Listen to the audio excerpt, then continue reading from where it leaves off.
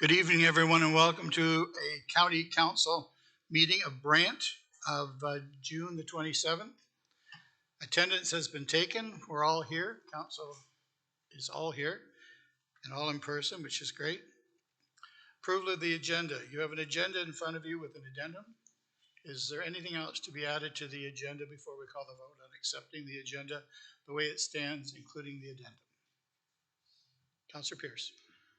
Thank you, Mr. Mayor. I'm just wondering if council would indulge just before we get going here tonight, just to acknowledge the passing of Dewey Robinson, who was an employee of the county for many years and a volunteer fireman for 45 years, and he passed last week, and I just wanted to bring condolences to his family and his friends, if I could. Thank you, Councillor Pierce. Anything else that we have for the betterment of the county before we vote on the agenda? Seeing none, all those in favor? I'm sorry, Councillor Coleman. Thank you, Mr. Mayor. Moving by myself, second by Councillor Bell, that the County of Brant Council agenda and addendum for June 27, 2023 be approved. All those in favor? Opposed? It's carried. Declaration of pecuniary interest. Does anyone have any? Okay. Councillor Garneau. Thank you. With regards to 4.3, we are the landscapers for the project, so I will declare that. Thank you. Any other conflicts? Councillor Oakley? On item 4.3 as well, I did labor for a contractor for the proposal. Thank you. Any other conflicts? Seeing none. If one crops up, just feel free to let me know. With that being said, we have a few delegations tonight. In fact, we have 8 delegations tonight. So I'm going to ask you to please stick to 10 minutes. Even at 10 minutes, it's going to be a lot of delegations. When you come to the podium, if you can give us your name and your address for the clerk, that would be great. Now, we do have a couple of people that are going to be coming to us over Zoom, which we didn't know about until just a few minutes ago. The first one is over Zoom, and it's 4.1 on the agenda, and it's our representative from the Western Ontario Wardens Caucus. And Kate, you're online there. Welcome. Good evening. Welcome. If you want to begin, please, Kate. Wonderful. Thank you, Mayor. Through you to County Council. It's a pleasure to be here this evening. Thank you. And thank you once again for being able to accommodate a virtual option and allow me to do pickup and still be able to present today. So much appreciation for that. So today's presentation is an opportunity for many of those around the council circle. For those of you who have been around the table for a while, this is an update on all things Western Ontario Wardens Caucus. And for those of you who are new, this is an opportunity to understand who we are. So I'll go ahead and share my screen. Here we are. And share. And I will get my PowerPoint. Let's just make sure that's looking good here. There we go. Does that look okay for everybody? Yep, we can see you. Wonderful. Thank you, Mayor. So, who is the Western Ontario Wardens Caucus? We are just recently the 16 upper and single tier municipalities. So, Haldimand County is trying us on for size this year. Your neighbor to the east there. They are coming to our meetings this year to see what we're all about and have us for review at their budget cycle in October. So we're really hopeful that they will join the Western Ontario Wardens Caucus, because they'll definitely be a valuable member to the caucus for sure. So we represent those single and upper tier municipalities. Brant is not the only member who has a mayor. Also, Norfolk and Chatham-Kent have mayors. So we have 3 mayors as part of the Wardens Caucus, and we represent 300 communities, more than 1.5 million residents, 500,000 square kilometers, and really that glue that binds us all together is we are 90% rural. So being rural is really that piece that really binds us and makes our work, what we do, whole. And a fun little fact, if you take our map and flip it, you can see that we are a strong elephant. Essex is the tip of the trunk there. Haldimand is a strong, sturdy front leg. Brant is right there, the heart of the elephant, if you will. And then Owen Sound is in an incredibly unfortunate position, and we send our condolences to Owen Sound. So the purpose of the Western Ontario Warrants Caucus is we really are that organization that speaks with one voice. As I mentioned, we are that great big elephant, but there are so many opportunities for us to speak together.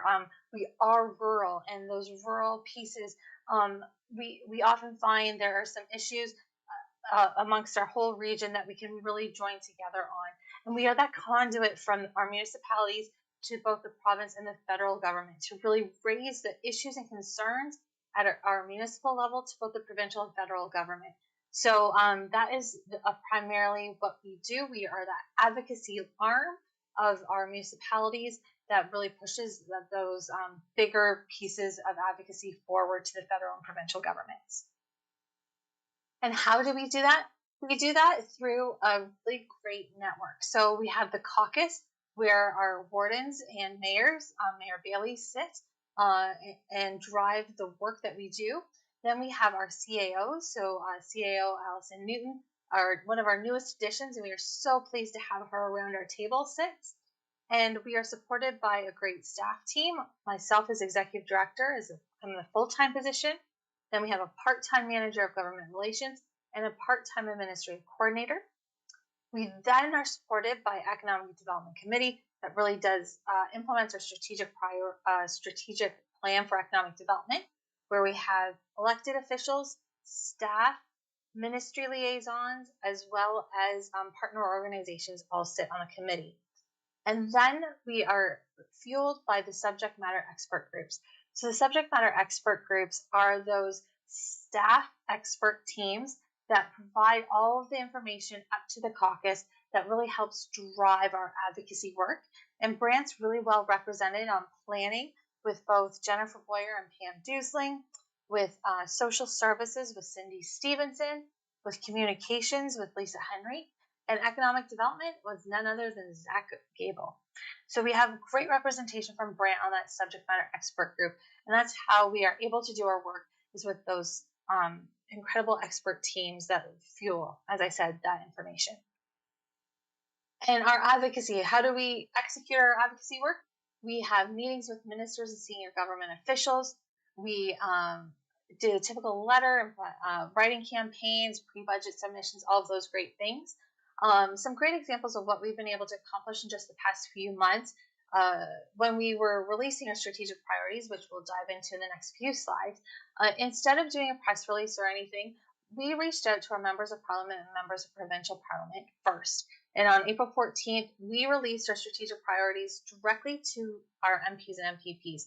We have 50 individuals around the Zoom table, and we were able to share with them what our asks of the provincial and federal government will be.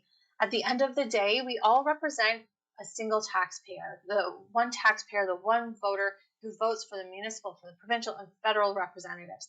So we really see the value in making sure our MPs and MPPs are in lockstep with the work that we're doing at the WOWC, because they're our strongest advocates both on Parliament Hill and at Queen's Park. So we really make sure that our MPs and MPPs are our advocates as well at those upper tiers of government.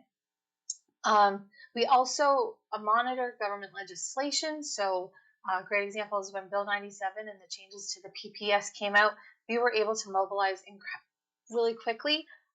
Some great work came out of the planning subject matter expert teams, along with the work from Pam and her team did. And we were able to meet with the Parliamentary Assistant PA, Matthew Ray, the Minister of Agriculture, Food and Rural Affairs, Lisa Thompson, as well as the Speaker of the Legislature, Todd Arnott, to talk about our serious concerns with the PPS changes. And then within a matter of days, they clawed back those changes. So we're really happy to see that we are being heard at the provincial government. And we are able to do that with the support of some great organizations and partner organizations such as AMO, Federation of Canadian Municipalities, and Eastern Ontario Warrants Caucus. So what are our priorities for this year and what we're here to talk to you about? I'm sure it's no surprise to many of you, housing is a huge priority. Across the region, province, and nationally, housing is an issue. And what's a little different for us this year is for each of our priorities, we are really honing in on very specific asks. So when it comes to housing for the provincial government, we are asking them to keep for the definition of what they mean by keeping municipalities whole. Back last November, when they decided to cancel development charges, there was the promise from Minister Clark of keeping our municipalities whole. So we are keeping their feet to the fire and trying to understand what that means. We want a definition. We want to ensure that our municipalities are kept whole financially. So we continue to ask that question every chance we get. Secondly, when it comes to the Building Homes Faster Act, many of our urban counterparts, so those 29 fastest growing cities, municipalities, were given those targets for housing. All of our 16 members were not given any targets for housing. As part of our work with our workforce strategy, we know that we need 174,000 housing units in our region by 2041. And we know by county how many housing units we need, but we want to know if we're well aligned with the province's expectations. So all the work that we're doing at AMO and Roma this past year has been to make sure that we are aligning with the province, their expectations of housing for our rural counterparts as well. Secondly, our second priority, workforce to support economic growth.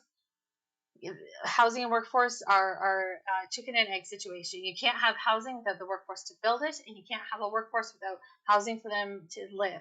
So we continue to struggle with that dichotomy here in Western Ontario. And one of the asks that we are approaching the provincial government on is on the Ontario Immigrant Nominee Program. We are pushing for that program to continue to be tailored to Western Ontario and our specific needs for occupations that are in demand for our region.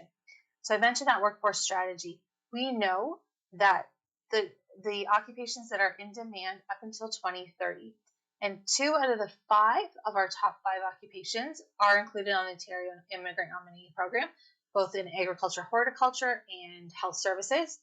But retail, transit drivers, and cooks are not included in the OIMP.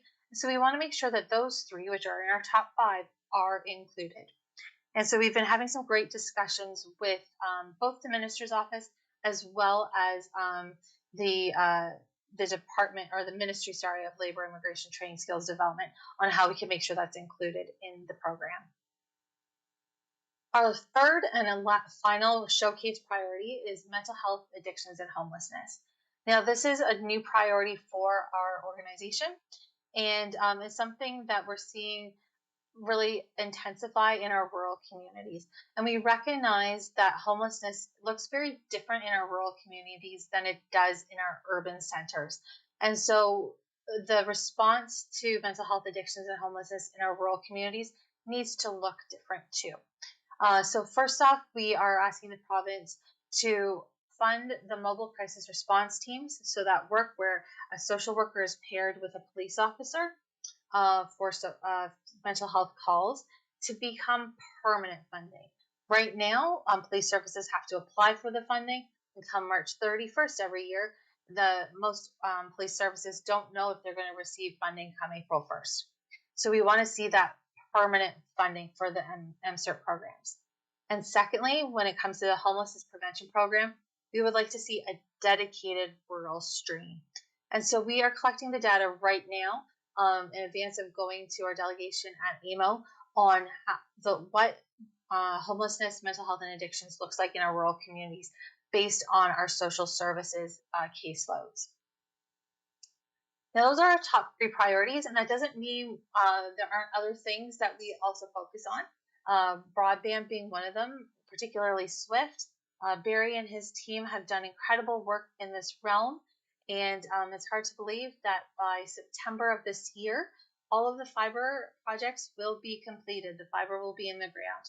Now, SWIFT will continue on for the next 7 years to make sure that those projects are delivering the 50/10 upload-download speeds that they are committed to do. And then there are some opportunities for SWIFT in the future, and we're eagerly anticipating what those will be here come this fall. And lastly, economic development. We have that great economic development committee, and they're really driving that workforce, the projects forward. So 2 weeks ago, the economic development committee met for a strategic session. We have a strategic plan that was from 2017. So we need to really look at the committee and what we want to accomplish in the next year, and workforce particularly in retention and attraction, and leveraging our existing population are the key themes that the committee is going to be working on in the next year. And we couldn't do this work without some incredible partners, particularly Community Futures Western Ontario. They invest in our economic development work. They put their money where their mouth is and are a contributor to our economic development work, and we can't thank them enough. And then we also have a wide variety of other partners you can see there, from Workforce Planning West to SCORE, which Brant is also a partner in. And then we have Ontario Big City Mayors, Eastern Ontario Wardens Caucus, and AMO. And then at the bottom, there are other organizations that we've partnered with on specific projects to deliver projects that benefit all of our membership. If you're looking for a little bit more information on who we are and what we do, we have our website, which is wowc.ca. We have our newsletters and press releases. We're still on Twitter, and we also have Facebook as well. And just last but not least, a little bit of overview of the benefits of membership. So why is Brant at this table? Well, this is a regional table really representing all of our rural communities. We talked about that glue, and the rural factor is that sticky factor for all of our communities. It's about that advocacy to the provincial and federal government. When we speak together with one voice, 16 elected officials speaking together is so incredibly powerful, and we're able to get quite a bit done. And then we have those staff support networks through the subject matter expert teams. I like to call those our R&D networks, our Rob and Duplicate. You can take what from Peter, make it work for Paul. And incredible regional projects and resources such as Connect On, which is a regional mapping tool of all of our manufacturing and agricultural assets.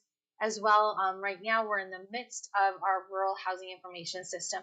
So compiling all of our housing information into one streamlined system in partnership with the Rural Ontario Institute. So just a few examples of why membership is so beneficial to each and every one of our municipalities. That's hopefully I've got it in under 10 minutes there for you. And if there's any questions, I'd be happy to answer them. Thank you so much. Through you, Mayor. Thank you, Kate. And no, you didn't get it in within 10 minutes. You weren't even close to 10 minutes. But because your message was so important, we wouldn't cut you off. Is there any questions to the delegation? I'll tell you, sitting on the board for the wardens, when we go in to see the ministers, they're very impressed by the fact that 16 of us can get along and come to the table as a united voice, provincially and federally. So thank you for what you do, and thank you for keeping us all in line. So if there's no other questions, how does council want to deal with this presentation? Councillor Coleman? Move to receive, Mr. Mayor. Thank you. Seconded by Councillor Pierce. All those in favor? Thank you. Thank you, Kate. Good night. Thank you. Good night. Good night. Now, our second delegation is Jennifer Haley and the inspector and the OPP. And I know you were in the room, and I know that you heard 10 minutes. I didn't know whether Kate did. So if you could try to keep it within the 10 minutes, that would be great. Thank you, Mayor Bailey. Through you, we'll do this in a speed round then. Thank you for having us tonight. This is part of our semi-annual update in terms of the Police Service Board and some of the work that we're doing. We just wanted to be able to come in and touch base. Of course, you have a busy agenda, so you know that we're approachable at any time if you have any follow-up questions after tonight. I'll just start off first. I also want to acknowledge Vice Chair Jim Brown is here tonight. My name is Jennifer Haley, Chair of the Police Service Board, and shortly Inspector Quenville will also give you some updates. Since our last time we talked to you, we've had the second edition of the Brant County Dispatch go out. Many of you will have received. I know that there's still some issues with getting it out to everybody, but it is available electronically on the county website, on the Police Service Board page, and it's available to any resident that also wants it. It's also in all the different county buildings, available for anybody to pick up. I just want a quick shout out to the staff of the county in the communications department who really worked hand in hand with myself and inspector and inspector's staff as well to produce such a great information source. It's a really great collaboration that we have with the county staff to be able to produce and distribute that. So thanks to them. This time in September, when we came in to talk to you, Inspector Quenville had just officially started, but she's now been in the county for a year or so, little over a year now. And I guess on behalf of Vice Chair Brown and myself, we just want to talk a little bit about what that means for policing in the community. The consistency with leadership, the permanency of the position has been a domino effect. We now have permanent people in the staff sergeant roles, all the way down. Brant is a place people want to be in, and we knew that by getting the inspector position locked down and not an acting position any longer, that it would really have a ripple effect, and we're seeing the benefits of that permanent placement in the past year. So just wanted to acknowledge that it allows us now to start talking about proactive planning, not just the day-to-day stuff, but as a police service board and with Inspector and her team, we're able to talk more long-term and start talking about some of those priorities. Some of the things that we've been actively involved in that regard then is supporting the detachment, whether that's upcoming, we're doing some barbecues with the police service board with each of the platoons to be able to interact. We work, thanks to council, the new camera equipment has been in place and has been a very effective tool. There's a number of things that we're able to work with and be able to bring some kind of culture to the detachment that allows that support and interactive engagement. The other items that we've been working on most recently is our community safety groups. Some of them are well established, some of them are just getting started. So what we're trying to do is bring a little bit of structure and alignment. It's been a while since that's been addressed, and so just really trying to give it a home and some structure and some reporting requirements as part of the work that we're doing within the community safety realm, and ensuring that those priorities also align with the priorities of the police service board, so that everybody, right hand and left hand, are all on the same page. Lastly, I told you I was going to talk fast. Lastly, the big issue that's really we've been struggling with and being quite vocal on and advocating for is the absence of the school resource officer in the Grand Erie District schools. The officers are still able to attend all the Brant, Haldeman, Norfolk Catholic District school boards, but they are not able to be in the classrooms at this time. We've been advocating to have that reinstated. We've been part of the consultation process. We're hopeful that Grand Erie will reinstate that, but it's still waiting to hear back what their final decision is, but we've been very active on that file as well for all the reasons that you can possibly imagine. So at this point, I'm just going to turn it over to Inspector Quenville, where she can give you a little bit more of an update on some of the work that the detachment's been up to. Thank you. Through you, Mr. Mayor, to the council. Good evening, everyone. In the interest of being timely, I'll get right into some of the information. So a while back in 2021, you'd approved the enhancement of 2 traffic management unit officers for our Brant County detachment. So just by way of an update, so since the 2 officers began in July and September of 2021, they've laid 4,739 tickets in the county. One of those officers remains the highest ticket layer in the province. So certainly that is of note. And year to date for 2023, we've laid 1,530. That's just those 2 officers alone. We continue to work with our St. Leonard Society in support of mental health here in Brant County. So a St. Leonard's clinician continues to ride along with our officers and responds to crisis calls and provides support to persons struggling with their mental health or in other situations where a person might be in crisis. They also provide follow-up support and reach out to people that may need contact with additional resources. So comparatively to 2021 and 2022, our mental health calls for service are higher than both those years, demonstrating just under a 13% increase over 2021 and 2022. We also have a number of grants that we spoke about in September when we were here last, and I just wanted to provide you with an update on that. We have 2 grants that we are currently working on, Project Serve and Detect. That's a collaboration with our Brant Safe Streets team. This is in an effort to access additional resources to address traffic safety issues and concerns throughout the county, and the work that's being done by our officers. So the funding was for just over $98,000 per year for 3 years, and it goes till 2025. When we last met, I spoke about purchasing one ALPR system, that's an automated license plate reading system per year to install on a Brant cruiser. But fortunately, with the recent allocation of in-car cameras and ALPRs for all cruisers in Brant, we had to re-examine that spending, and funds were redirected to speed enforcement equipment. So every cruiser has access to speed enforcement equipment now with the aid of that grant. The grant was also focused on priorities of education, enforcement, and increased awareness about road safety.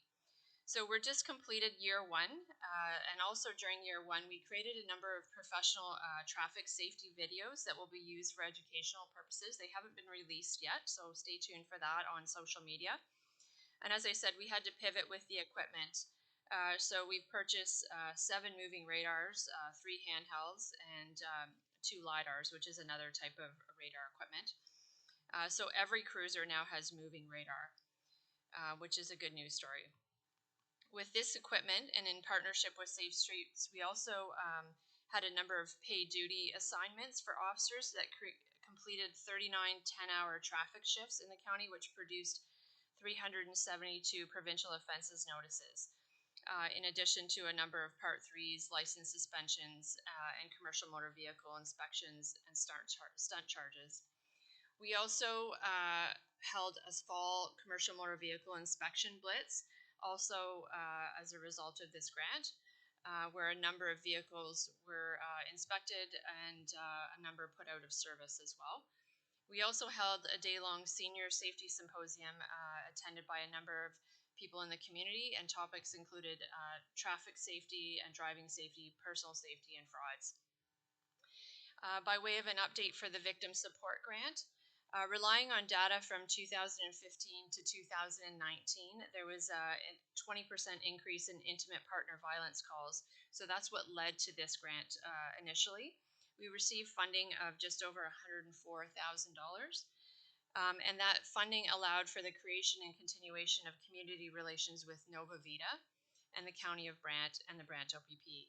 So the grant was complete as of April of this year, and we submitted our final report to the ministry. It allowed for the creation of a transitional support worker that benefited both officers and the residents when dealing with intimate partner violence incidents. The program was so well that they have decided to retain that position moving forward. So there were a number of direct referrals, 37 from July to March, July 2022 to March of this year. So, and then 24 of the victims continued past that initial consultation. Nova Vita reported a 4% decrease in crisis calls for service, and which may be attributed to people reaching out and accessing the services before they're actually in crisis. There was also a billboard campaign promoting the services of Nova Vita, as well as their new slogan, for her, for him, for them. So those signs were throughout the county for a total of 735 days. They also saw that their outreach was up by 41%, which may be attributed to that campaign. The transitional support worker completed trauma-informed presentations to all the platoons at the OPP, as well as 110 of our Brant County paramedics. The transportation fund, which allowed victims to get to service, was accessed more than 50 times during that period. Print material, as well as an anti-human trafficking presentation, was created out of this grant as well. Overall, there was increased collaboration between Nova Vita and the emergency services within Brant County. And that is my update, Mr. Mayor. Thank you. Does council have any questions to either the Police Services Board and or the Inspector? Councillor Pierce, you're first, followed by Councillor House. Thank you, Mr. Mayor. Through you, I guess to the Inspector, I know we talk about it quite often. It's in all your reports from the Police Services Board. and I'm talking about MCERT. And just, as timing would have it, Kate just talked from the Western Ontario Wardens Caucus about pushing the province to make the funding permanent. I know we have the conversations on a yearly basis, it should be coming again, it should be coming again. I'm wondering if you could just give us just a quick little, minute or so explanation of how important that is to continue that funding. The MCERT worker, as I said, rides along with the officers. They have specialized training to support people who are in crisis. As police officers, certainly we have that limited training, and that's their specialty. That's their area of expertise. It provides the necessary support for people that are struggling with mental health issues to continue to thrive in the community. It allows them to access and access other resources within the county. So it's a vital link that I can't begin to explain the importance of it in such a short period, but it also supports the officers, I think, is also worth mentioning. It's no secret that our job is challenging, and having that connection to a mental health worker right here in our detachment, riding along with officers, promotes officer wellness as well. So not only are we supporting the county, we're supporting the officers doing the work as well. Thank you. I appreciate that. Like I say, Mr. Mayor, if I could, we hear that all the time in our committee meetings, but I just wanted the public to understand how important that is, and appreciative of the Western Ontario Wardens Caucus for pushing for that permanent funding. Thank you. Thank you, Council. Councillor Howes. Thank you, Mr. Mayor. Through you to the inspector. Going back to the wonderful statistics you were sharing earlier about the two officers that we sponsored, I would say a couple of years ago, 4,739 tickets since then is a significant number, and we're happy to see it. It continues. The topic of traffic act violations continues to be one that we hear about a lot. My question for you is, those two officers, do they continue to be primarily dedicated to that type of work? That's all they're dedicated to. That's great. Thank you. Any other questions? Councillor Bell?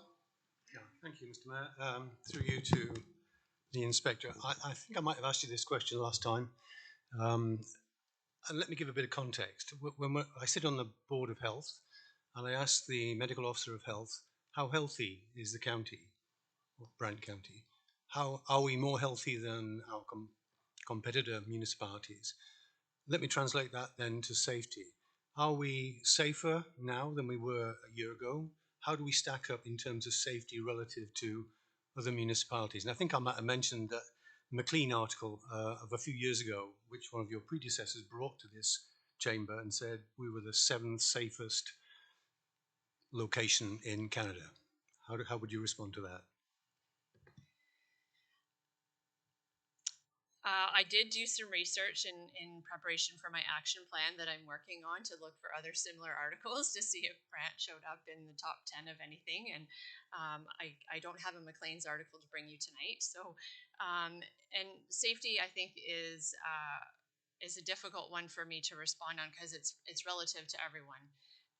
Someone's idea of safety might talk about break-and-enters versus crimes against persons versus road safety. So are we making great strides to improve on that? Absolutely. I don't know the statistics directly right now about our neighboring counties to be able to comment on that, but certainly the level of enforcement that the officers have demonstrated over the past year gives me great hope. They're very active. We talk at our police service board meetings about the amount of enforcement we're doing in relation to impaired driving, and the number of proactive ride events that we are doing weekly is over and above what we've ever done. And there's an expectation that we're going to do that to promote safety on our roadways. But that also contributes by way of visibility. So whether we actually intercept anyone driving impaired, it's not always the main goal, except that we're visible and people know we're out there having contacts within the community. So I would say yes, anecdotally, without any data to rely on specifically right now. But we're certainly having lots of engagement within the community that I think helps reinforce people's feeling of overall safety. Any other questions to either the Police Services Board and or the inspector? Seeing none, I would just like to thank you, Jennifer and Jim Brown, our chair and our vice chair, for all the work you're doing on the Police Services Board. You're doing a great job in the inspector. Everything seems to be going great in the county of Brant. So thank you for all your work. Council, what do you want to do with this? Councillor Miller. I move to receive, Mr. Mayor. Looking for a seconder. Councillor Kyle. All those in favor? Thank you very much. Which brings us to 4.3, which is the delegation from Sacred Heart Parish. You want to come to the podium, please, and state your name and your address, please. I'm Jerry Paxton. I am the chairman of the Parish Council at Sacred Heart, 17 Washington Street. Thank you. At the corner of Main. If you haven't driven by, please do and check out our beautiful building. Mr. Mayor, ladies and gentlemen of council, thank you for the opportunity to address you personally in our request for support of that new Sacred Heart Parish Center. We believe the written submission relays some very specific background and reasoning for our request, so let me take this opportunity to simply provide a little additional information. The primary goal of our Sacred Heart Catholic community is to care for others. We believe each person is put on this earth with a specific purpose, and that every individual is entitled to be respected as part of that purpose. It's in that design that we've built Sacred Heart Parish Center. At first glance, it may appear we're asking for financial support of a building, but it goes far beyond that. Our church community consists of people of every color, race, gender, culture, and age group. Within those groups, the unserved needs of our greater community are often voiced with a desire to provide for those needs. It might be an opportunity for seniors to get out of their homes and apartments just to get together, play games, enjoy coffee and conversation. It might be an opportunity to educate and inform about an issue or perhaps a new service. It could simply be an opportunity to serve someone a hot meal in the company of others. There are all kinds of sports opportunities for our youth supported by the County of Brant through different facilities and organizations. But for many other young people, they're looking for a different avenue. For them, it could be a night of computer games, old-fashioned board games, just a chance to get together and talk tech. Whatever it may be, it's their interests that drive the programs we're prepared to offer. Our point is simply this. The Sacred Heart Parish Center is not a church to be used only on Sundays for worship. Sacred Heart is a growing, thriving community, just like the County of Brant itself. Our parish is growing. Our attendance is increasing. And with that come the requests, and yes, even demands for more from us. Members of our church want to provide not only for our own, but for this entire Brant community. It's where we work and where we live. We all want to be as big a part of it as we can. We recognize that County Council meets regularly to hear from members of the community about programs and services, all the things that they see as needed to enhance life here. You have complete departments set up to investigate and answer those requests. We have volunteers, people not only asking about programs and services, but coming forward to help design them and operate them. County Council just spent $5 million to build a community center in Canesville, obviously to provide programs and services for people in that part of the county. We just built a community center right here in Paris to provide programs and services for people not just from our church, but from and for our entire Brant and Paris community. We'll take care of the administration and the maintenance of the facility, but it is in fact a community building, not just a church property, and that's why we come seeking your financial support. We don't believe the word precedent should be used as a basis to avoid support. Rather, we're convinced that if this is to be a precedent, it is one the county should embrace. Not every service and program can be or should be administered through the bureaucracy of government. By supporting and partnering with groups like Sacred Heart Parish, we believe more and varied programs can be formed and operated through a myriad of local facilities. We're more than prepared to administer and operate without ongoing support from council. We just need a contribution toward a capital cost that will allow us to step up and serve our community better. The development fees we paid to the county, as we noted in our written submission, the county staff came back and said, we have no impact. Those development fees are going to what I presume is a new library at a cost of $10 million gathered up in development fees. We're asking for 1%. Thank you. Thank you for your presentation. Council, are there any questions of the delegation? Councillor Bell, you're first. Yeah, thank you, Mr. Mayor. Through you to the delegation. Jerry, you said the cost of the development had gone up from 1.5, I guess, to 3 million. What caused that increase? I asked that question in I give you a big advance. list, but there are always unexpecteds when you start a building project. We were kind of prepared for some of that. Labor shortages and material shortages due to the COVID pandemic were a big factor. They really did impact our costs. When we broke ground and got started, we were still reasonably within the range of our estimate. By the time we got to the actual building stage, the prices had gone crazy, the labor rates were up. We weren't giving up, we were going forward. So we did. Okay, thank you. Councillor Miller, you're next. Thank you, Mr. Mayor. Through you to Mr. Paxton. I'll just say, Sacred Heart's been blessed with some good priests over the years. You had Father Mike and Father Smythe before that. Now you got Father Joe. But I wanted to ask you, was the One Heart, One Soul campaign, was it able to successfully fundraise for this 100%? Not 100%. The One Heart, One Soul campaign had several,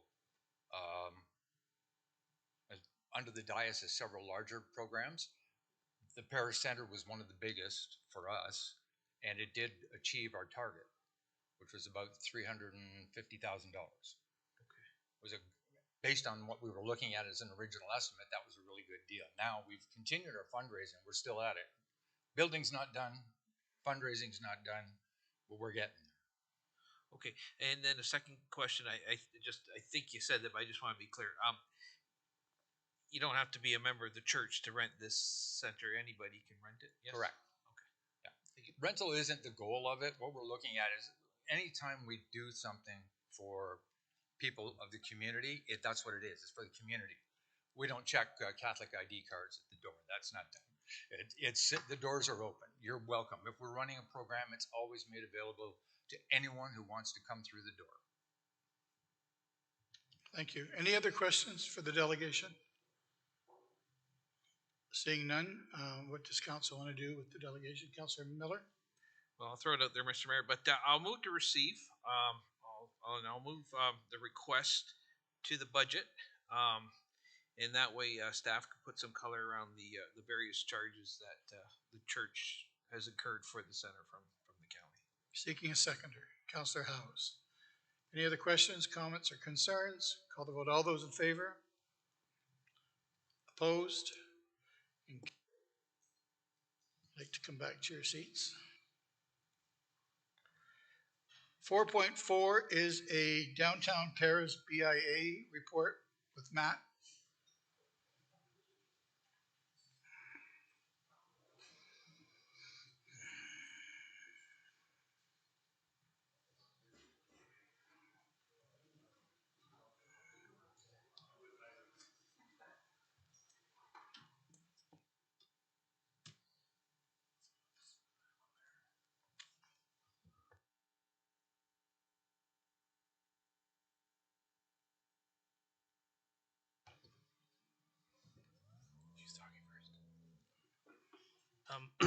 If I may, Your Worship, I'd like to introduce this delegation, give a little context. Thank you. So back in 2019, Council of the Day approved a program that led to the creation of a part-time BIA coordinator that was funded by the BIA, but is a county employee. And the goal of that part-time position was to get the BIA compliant with the Municipal Act.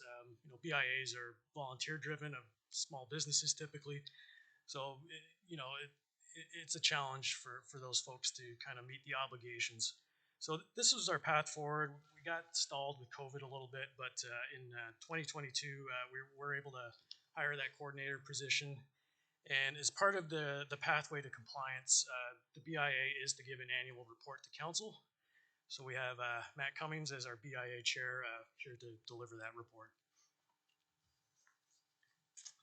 Thank you, Mr. Mayor and Council.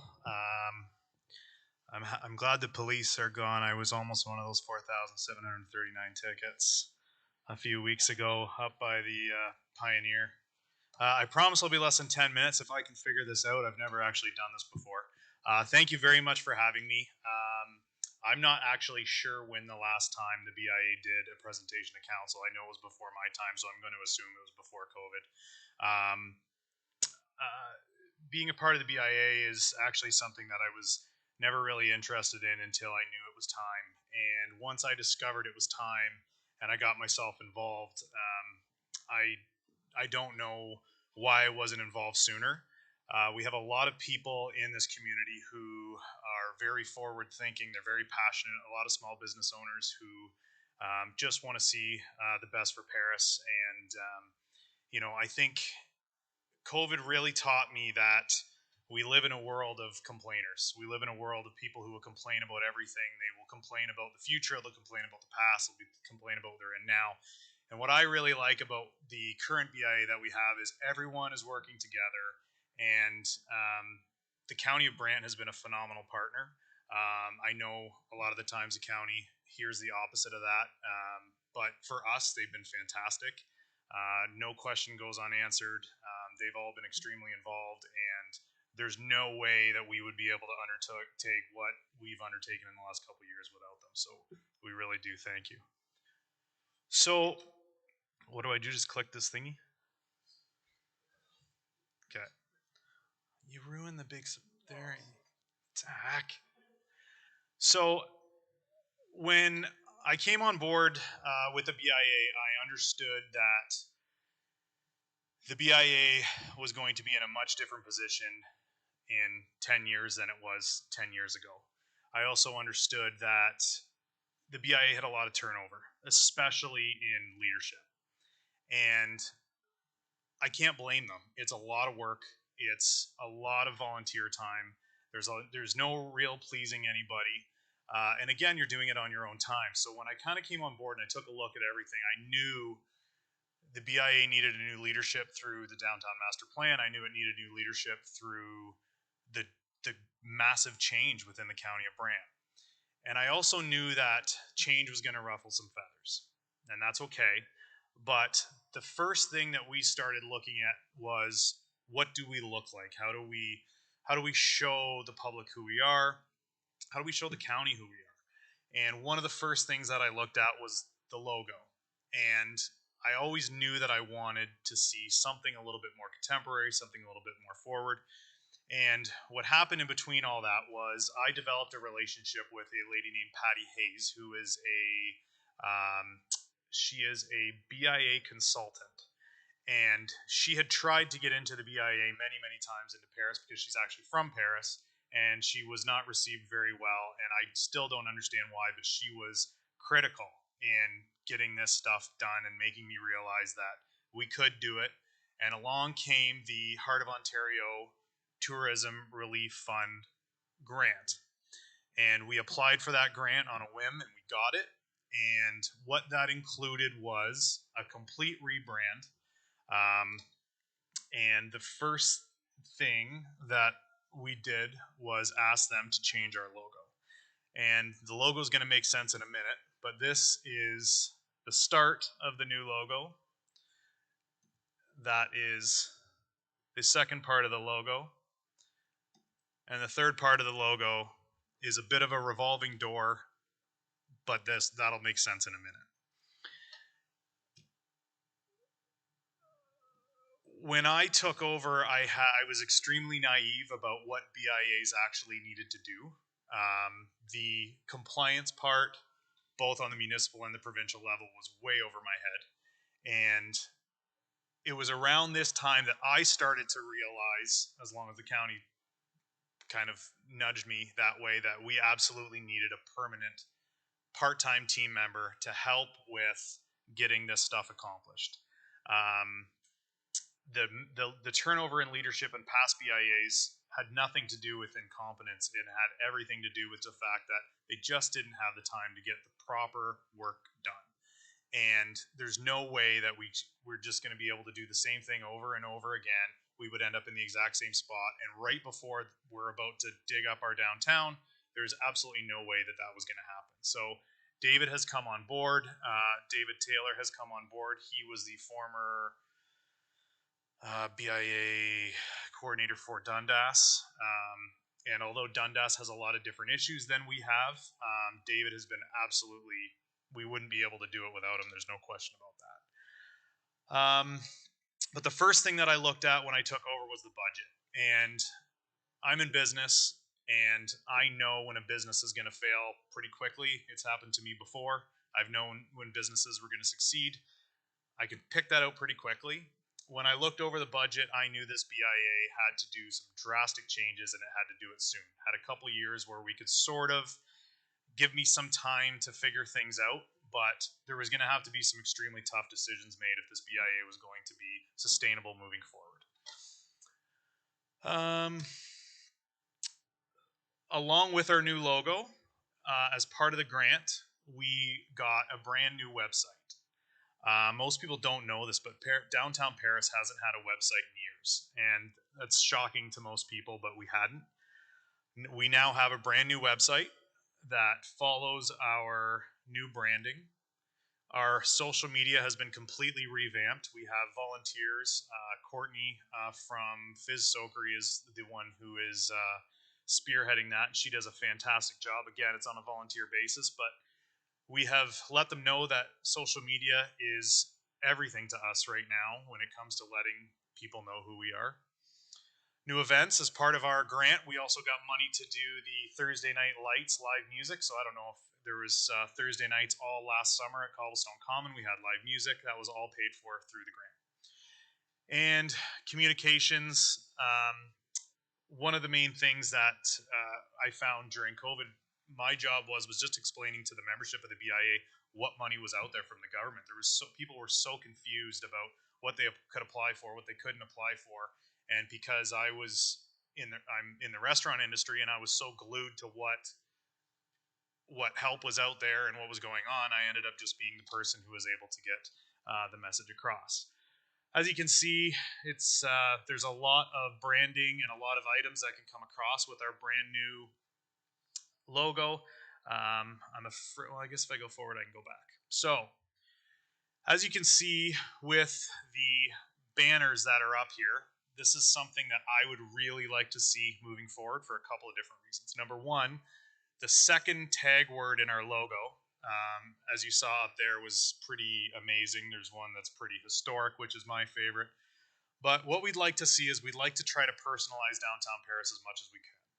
And you see one banner up there, it's pretty delicious. We'd really like to see a chef or somebody from one of our local restaurants, not ours meaning mine, but somebody's, up there so people can see who we are. Pretty exciting. Pictures of people canoeing down the Grand, and those banners are something that I think would look fantastic downtown. I think they are I think they stand out. I think it's consistent. I think the messaging becomes consistent, and that moves us forward. The last thing I will say is kind of on this, but one of the things that I discovered very quickly within our budget is, number one, this is fully unconfirmed, so don't ask for proof, but as far as I know, we are by far the lowest levied BIA in Ontario. Our BIAs are done very differently from other BIAs. A lot of BIAs are done on the property taxes of the building owner. We don't do that. We have it, the businesses, individuals pay for the BIA levy. Flowers take up almost 60% of our budget. That is completely unsustainable.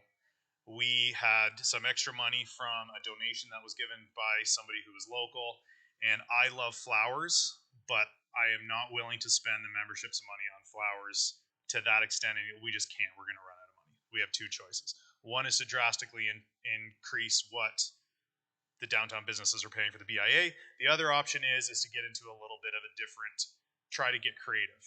The banners would create a little bit more of a one-time cost, and we could discuss together what is needed. Is there flowers still needed on the bridge? Is there flowers still needed? But to put almost $19,000 in plants and decor on the back of the downtown businesses is something that I know we all love to look at, but I can't, in good conscience, ask them to do that after this year. We're just going to run out of money. It's that simple. So I'm going to have to make some, excuse me, I'm going to have to, excuse me, make some tough decisions moving forward. I don't know what's in my throat, but thankfully I'm done anyway. It's because your 10 minutes are up. How long was it? It's guilt. I did feel an enormous amount of guilt. Excuse me. Still guilt. Yeah, it's almost done. Are you finished? I think I might be. I think you might be too. Yeah. What does council have any questions for the delegation for the BIA? Councillor Miller, you're first. Thank you, Mr. Mayor. Just a quick question through to the delegation. Thank you for the work you do. It's great to have volunteers doing these kinds of things and good ones, involved ones.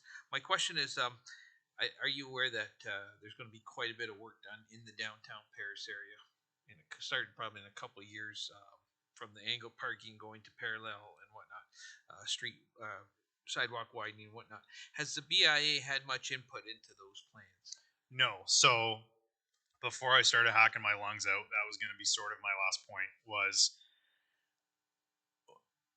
one of us has to at least be able to kind of hear what's going on, and kind of, because they're scared.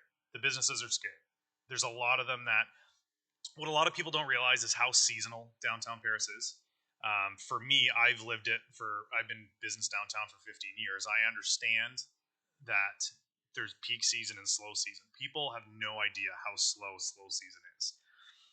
So the issue is that a lot of businesses downtown, they're kind of just hanging on as it is, you know, and sometimes are better or worse than others. But the downtown master plan is a massive thing for them, and a lot of them don't understand what's going on. A lot of them don't care to know what's going on and will just be scared after. But knowing that and being honest with myself about some people just are going to have that attitude, I have to get as much information as I can possibly get back to them.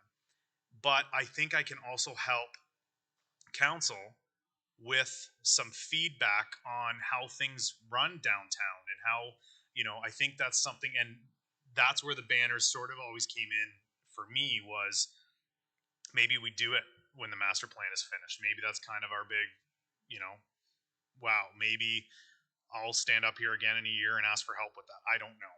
I don't know how that's going to work. It might not make a ton of sense to put the banners up before the master plan. It might make sense to put them up with universal attachments to the poles, so we can put them up with the old ones and the new ones. I don't know. But the master plan is something that I'm not going to be naive enough to think that I'm going to have any decision making on the downtown master plan at all. That's not what I'm asking. I would just love to be involved in the process, and just so I can gather information for them. And if you have questions about the business downtown and how things are actually working and maybe how we can work that into the master plan, I'd love to be the one to help give you that information. Okay, thank you. I'm a little disappointed that you feel that you haven't had as much input maybe as you should. So No, not in a bad way. No. I more mean not that anybody hasn't asked or I haven't been following what's going on or anything like that. I just mean there's just going to be some things that come along, and there's small details, things like the planters at the crosswalk. I can't afford to put flowers in those things anymore. I just can't. It's the amount of money that we just paid when David wrote the check. I was shocked. little things like that that are kind of very small and would seem very irrelevant on the grand scheme of a massive project like that. But I might be able to kind of stick my head and say, hey, we can actually just get rid of those, or you know, that sort of thing. I don't in any way, shape, or form think that I haven't been the county's. I don't have a single complaint about how messaging has gone out.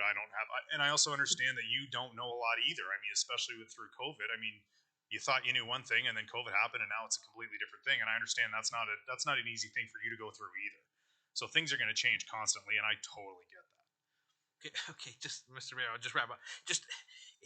It's okay. You have 10 minutes. I think the BIA should be a big part of it because it's impacting you guys directly, and you only get one kick at the can once. We're not going to be doing this in 5 years, so and I'm sure staff would welcome the feedback. So okay, we'll leave it at that. Thank you, Mr. Mayor. Thank you.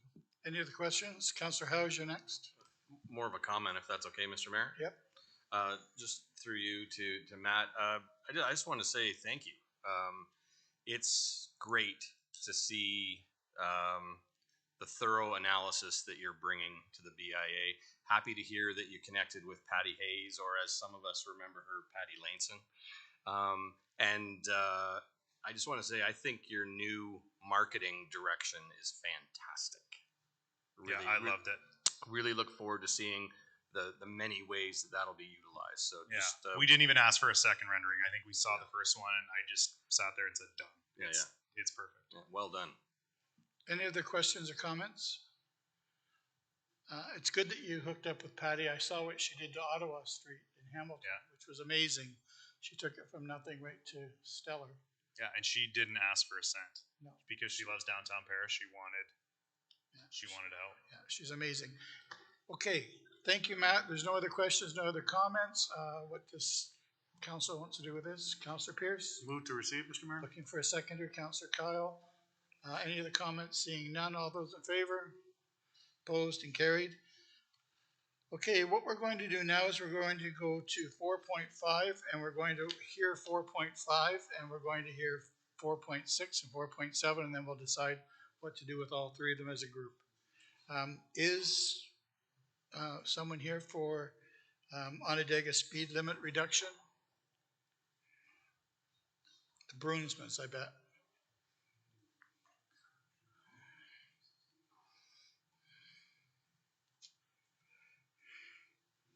Whenever you're ready. Good evening. My name is Martina Brunsma from 9 Johnson Street in the village of Onondaga. And I would like to thank you, Mr. Mayor and Council, for taking the time to hear our petition. I would like to speak to the petition to reduce the speed limit in the village of Onondaga. Mr. Mayor and Councillors, the county invested in a new park equipment for the children's park in Onondaga. This park is in the center of the village, surrounded by Tuscarora Street, Center Street, and Brantford Street. We are thankful to report that there are more children in the village than 5 years ago, and the park is being used more frequently as a result. Also, there is more bus traffic in the village since more children are being picked up and dropped off for school. The community center in Onondaga, located on Brantford Street along the river, has been revitalized and is being used more often than before. However, the wheelchair ramp to the community center is just a few feet from Brantford Street, and there are no sidewalks there. In our village, there are winding streets along the river. There are also several blind intersections, particularly the one at Painter Road and Brantford Street. For these reasons, the existing speed limit of 50 kilometers per hour is not safe. We petitioned the council to reduce the speed limit on the village streets between the Grand River and Highway 54 from 50 kilometers to 30 kilometers per hour. It is important to note that this reduction in speed limit will not impact the flow of traffic in the area. Traffic traveling through the area uses Highway 54. When I went door to door with this petition, the support for this petition was unanimous. This concludes my remarks. Thank you. Are you going to speak too, or? No. You're a smart man. You're a smart man. Yeah, we're going to get questions first to the delegation that's here. Are there any questions? Seeing none, we'll hear the next delegation. Thank you. Aaron, where's Aaron? Hello. Hello. Hello, welcome. Hello. Thank you for having me. My name's Erin Jaggard, and I'm here with my family, two little girls. Thank you for hearing from me. We are new to the village, a couple years, and we like to go to the park. We like to ride our bikes around. We like to walk. And traffic flow through the village can be dangerous, particularly when there's accidents, need for vehicles to reroute through the village. The current speed limit of 50 kilometers an hour is just too high for our small little hamlet and the speed at which folks need to travel through here. There is support, proposed development in the area to encourage growth in this hamlet and ensuring that it's a safe hamlet for families, for the park, which is proposed to have future investment, is paramount. So quite simply, just reinforcing what Martina had to say and fully support decreasing the speed limit in the village. That's it for me. Thank you. Thank you very much. Are there any questions for the online delegation? Mrs. Jaggard, Councillor Miller?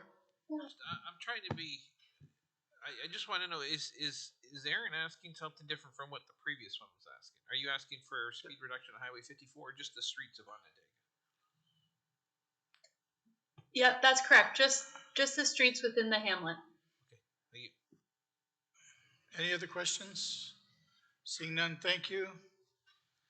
And as the third part to this delegation, then we'll look at the petition, which is marked 4.7, which is obviously a petition 4 pages long, supported by the residents of the village. So seeing the desire of the people that live in Onondaga, what does council want to do with the three-part? Councillor Coleman?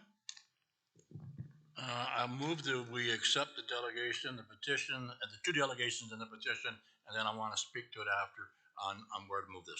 Thank you. Seeking a seconder in Councillor Garneau, and then Councillor Coleman, you want to speak to it. Thank you, Mr. Mayor, and I didn't ask any questions of the Brunswick because I do take my hat off to them. I pretty well know most people in the village of Onondaga, and they did a tremendous job of getting everybody's name on it. And I believe Martina is absolutely correct. There's about 100% support of this. So I will move that we send this back to staff and Safe Streets and go from there and go through the proper channels on this, Mr. Mayor. Thank you. Thank you. Seeking a seconder. Supported by your seconder, Councillor Garneau. Are there any questions to Councillor Coleman's suggestion? Seeing none, call the vote. All those in favor? Opposed and carried. So thank you for coming out. Thank you. Okay, this takes us to 4.8, which is David Powell coming and speaking to us on the Old Town Hall, Bucket Center.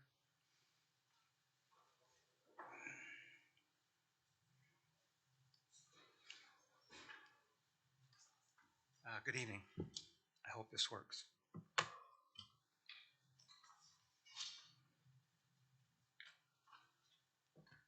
Technology. Thank you. Good evening, council members and Mr. Mayor. I've been asked to speak on behalf of the Bucket Center and the new library project. As a longtime resident and as a neighbor. For those who do not know me, and I know many of you do, a few words of background. I was born in Paris 75 years ago and grew up on a small farm on Rest Acres Road, an utterly unrecognizable area today. I left when I was 15 years old as the limitations of a small town and the grinding daily life of a small farm were unsustainable. I set off to make my way in a much larger world in pursuit of meaningful life and a fulfilling career, one not involving hoeing turnips and milking cows. I'm happy to note that in both these areas I've been very successful. After leaving Paris, I became increasingly aware that I have very strong roots here and missed the hills and the rivers and the natural beauty of Brant County. I've owned property here for 45 years. I live on Church Street, the top of the hill. And now, in my retirement, I've moved back here permanently.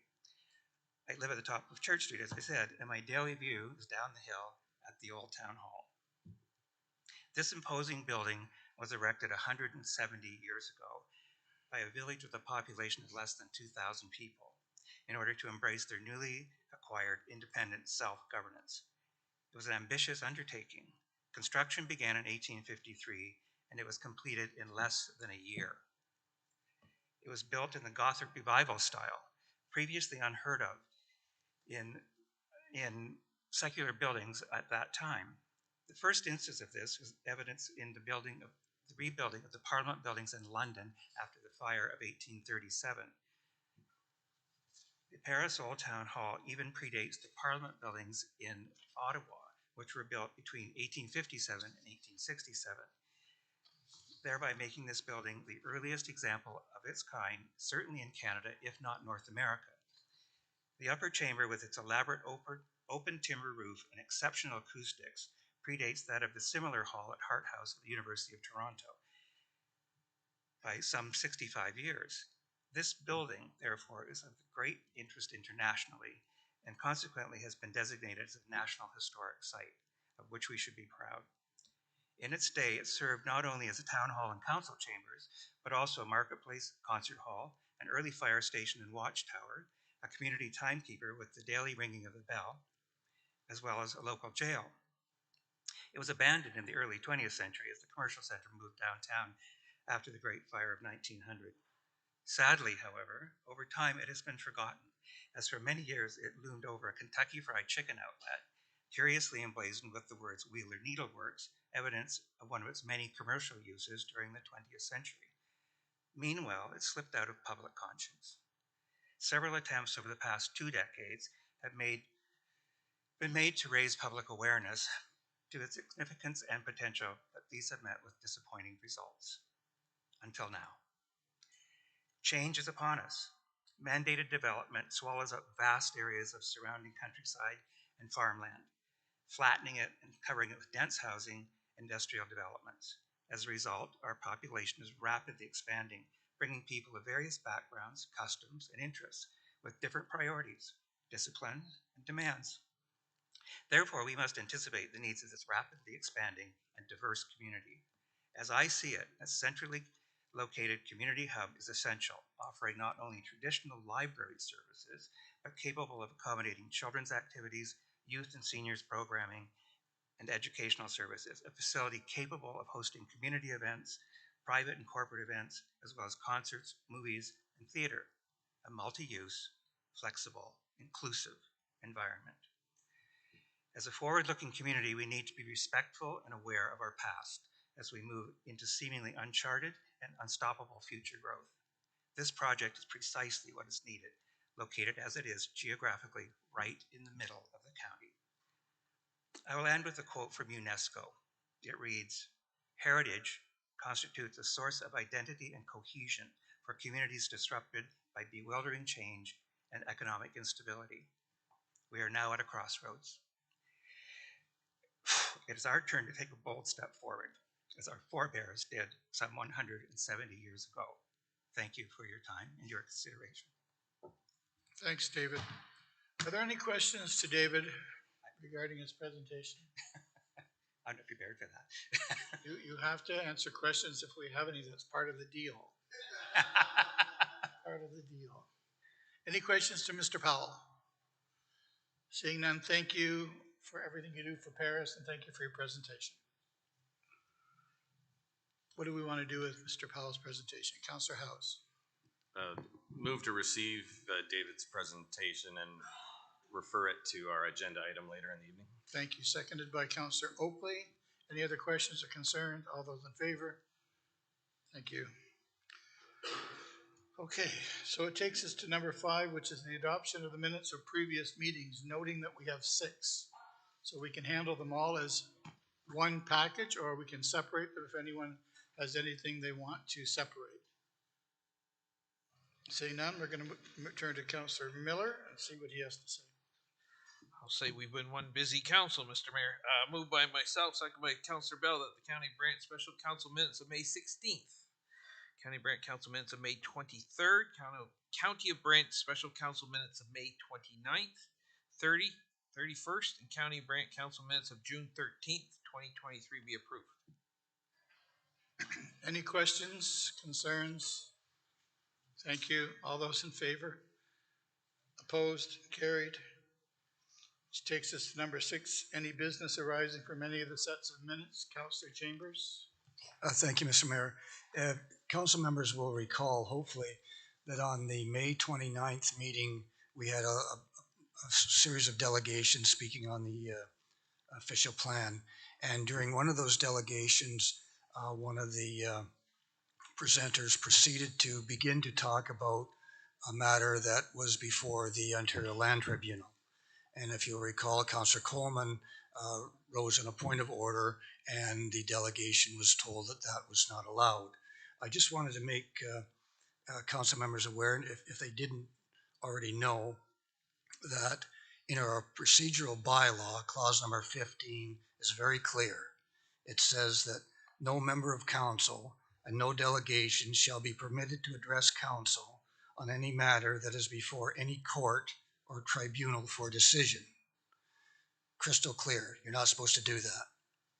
What's not so clear is that clause is vested in the part of the procedural bylaw that says conduct of members and guests during a meeting, rather than where it should be listed as delegations, rules for delegations. So I'm hoping that the clerk at some point when we do an editing of the procedural bylaw can place it under this, under the part of the procedural bylaw that talks to delegations.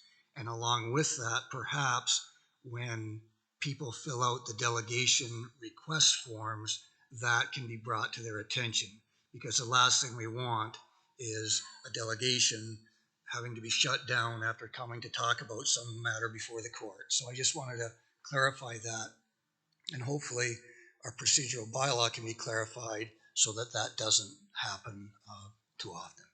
Thank you, Mr. Mayor. Thank you. The clerk has that. Thank you. 7.1 on the agenda is consent items to be approved, and we don't have any, which takes us to 7.2, consent items to be received. Councillor Kyle, you have those? Oh, I'm sorry, Councillor Oakley. Through you, Mr. Mayor, I'd just like to pull 7.2.4. 7.2.4. Or I could just speak of it now. Or you can just what? Never mind. I'd like to just pull it. Now that we're all looking at it, is there anything you want us to note? Yeah, so you, Mr. Mayor, I'd like to just move that we draft a similar letter of endorsement to support the right to repair movement, given that we're also a farming community and it's a relevant issue. Okay, so it doesn't need to be, oh, Councillor Garneau is going to second that. Okay, so let's pretend we took that out, and let's vote on everything but that, and then we'll come back to it. So we're going to call the vote on everything but, I'm sorry? Okay, Councillor Kyle, you want to read them first? Knowing that one's been pulled, Yes. and we'll vote on it separately. Thanks, Mr. Mayor. Moved by myself and seconded by Councillor Miller that items 7.2.1 to 7.2.3 and 7.2.5 to 7.2.6 be received as information. Everyone's clear? All those in favor? Opposed? Carried? Councillor Oakley, you want to speak to it again on the record, please? For sure. Thank you, Mr. Mayor. I'd just like to highlight item 7.2.4, the resolution from the town of Bradford West Gwillimbury, endorsement of the right to repair movement. I'd just like to move that we draft a similar letter of endorsement and send it to our relevant federal officials as well as the listed ministers. It has a seconder. It's on the floor. Everyone has it in front of them, 7.2.4. The letter. Does anyone have any opposition to the mayor's office writing a similar letter of support? Seeing none, call the vote. All those in favor? Opposed? Carried, and we'll send a letter up for support. Okay, committee reports. 8.1, Planning and Development. Councillor Chambers. It's moved by myself and seconded by Councillor McAlpine that the Planning and Development Committee report of June 13th be approved. Any questions to Councillor Chambers or his report? Seeing none, call the vote to receive his report. All those in favor? Opposed and carried, which takes us to 8.2.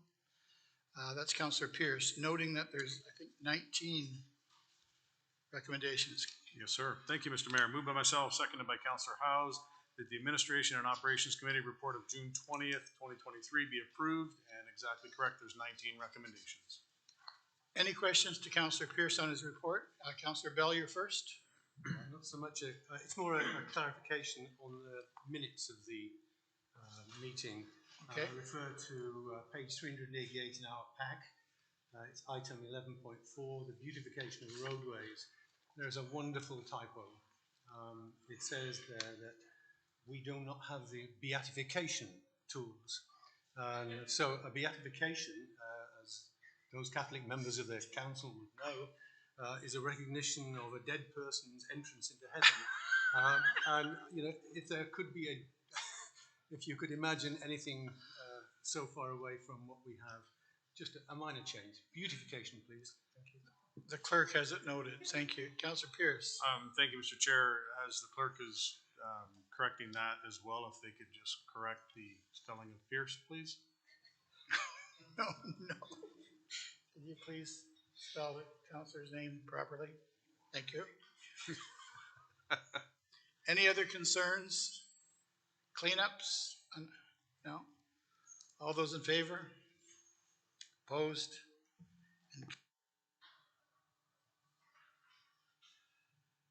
Takes us to number 9, which is staff reports. The first one is, who has the first one? Broadway Street West Storm Sewers.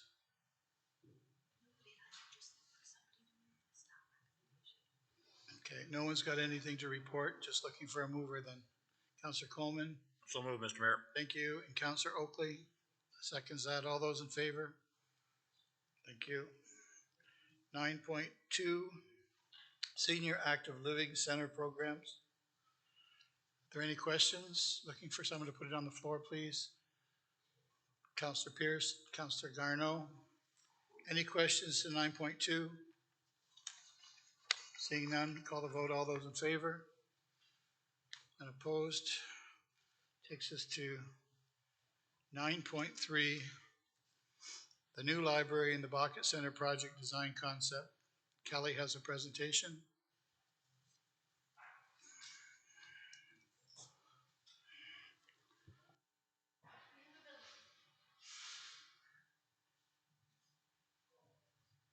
Kelly and Partners.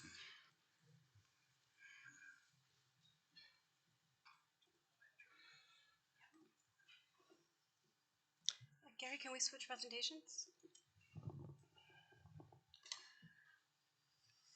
Fred, can you check the mic and see if it's working? Test? Yeah, is it live? Yeah.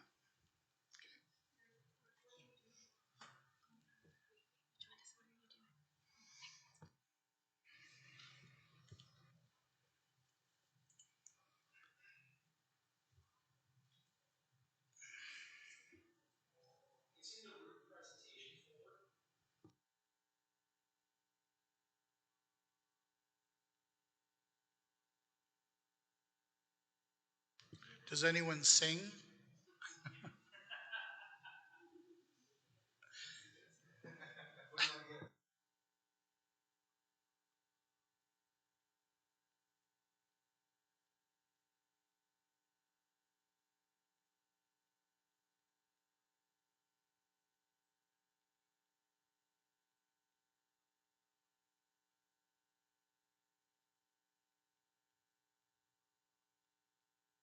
Did you hear about the one?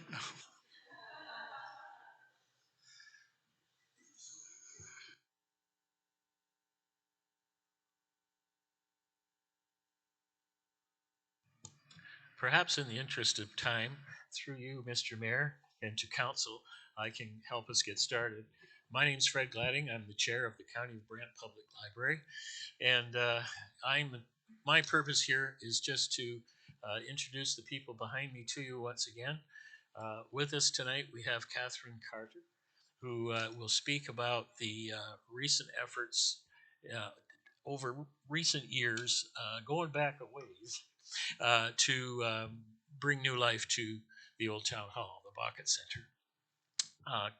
We have also David Premi, our architect from DPAI Architecture in Hamilton, and beside me, Kelly Bernstein, the CEO of our County of Brant Public Library. We're going to make the presentation, and I appreciate your thoughtful deliberation to follow. We, of course, will be available to answer your questions when we're done. Who's first, Kelly? Yes, but I'm waiting for Okay. this to load still.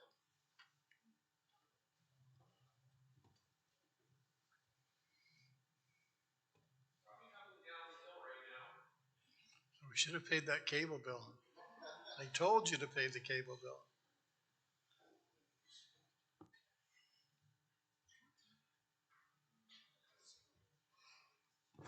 Okay, so while we wait for the presentation to load, I'm sure you can appreciate the presentation. It's very graphic heavy. We're showing you all of the design concept for the new main branch tonight. So while it loads and Gary works his magic on it, in addition to those that Fred introduced to you tonight, we also have two professionals from our team with us. We have Bill Zister, who's the owner of Collaborative Structures Limited. They are our construction manager on the project and general contractor. We also online have Phil Goldsmith, who's the principal architect at Phil Goldsmith Architecture. He is the heritage architecture expert who's been involved in the project to date.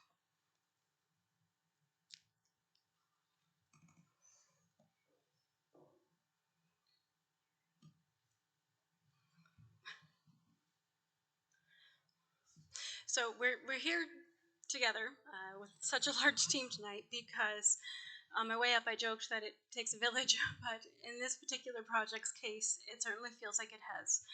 This project, what's now coming to you as the Bockett Center / Main Library project, is the culmination of two parallel projects that worked separately for many years and converged in 2021 when council made the decision to locate the new main branch library at the building known as the Bockett Center. In 2022, we engaged DPAI Architecture to create a design for that mandate. So they have created a beautiful design that they're going to present to you tonight. Hopefully.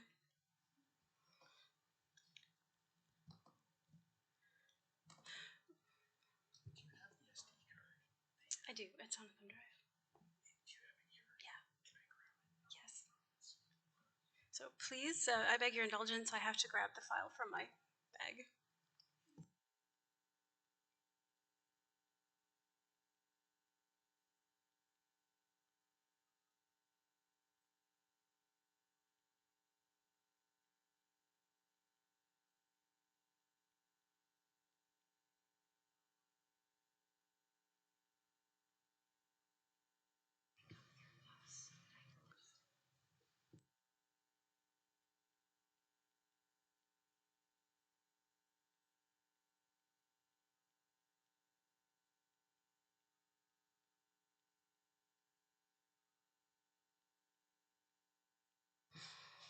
Okay, so as we work to bring that presentation online for you in council chambers as well as at home,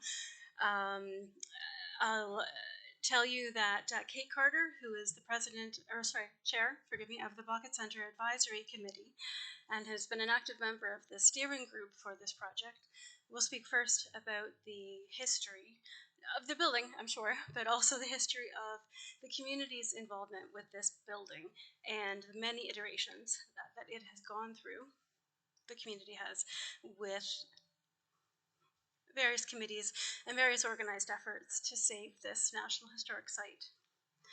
We'll also show you how the library project ties in with that and builds on that. It takes such a special place, this National Historic Site, a location that this county should be proud of, and turns it into a truly public building in every sense of the word, something that we'll all share in together and that we will all benefit from. So with that, our presentation is on your screens now. I'll hand things over to Kate Carter. Hi, everyone. For those of you who don't know me, I'll do a quick introduction about who I am. My name's Kate Carter.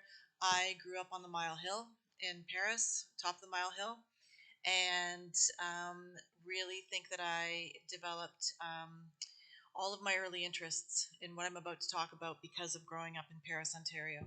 So I'm now a professor of English. I've been at Wilfrid Laurier University for 23 years. I've been teaching in universities for much longer than that. I've taught around the world, University of Tübingen and Duke University in the United States.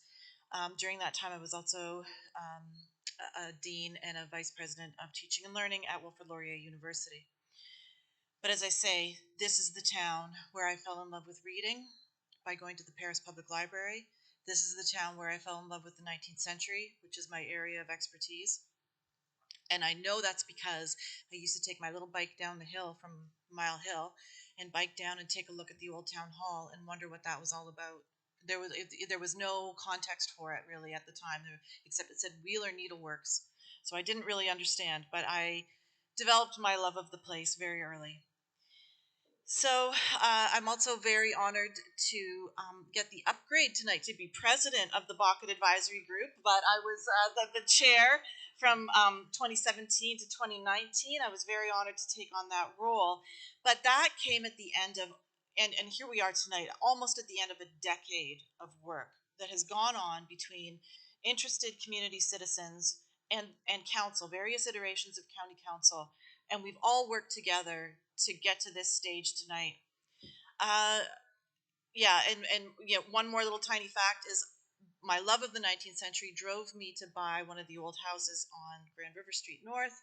I live in the Big Blue House. It is roughly 2 years older than the old town hall. So all of those were built around the same time. So I know intimately how much it costs to maintain and look after these old structures. But the evolution of the Bucket Center, my involvement goes back to at least 2000, but there's people like David Powell who spoke to you tonight, Janet Snaith. They have been diligently involved in this project for years and years before that. They've been thinking diligently about how to preserve this historical gem. How can we look after this amazing place that has a performance center at the top with perfect acoustics, as David said? The report reminds you that there's been a long history of involvement of County Council in this project, formally going back to 2015, though there was a period 2 years before that. In 2013, there was a capital project group formed. They were a subgroup of the Society for the Preservation of Paris Architectural Heritage.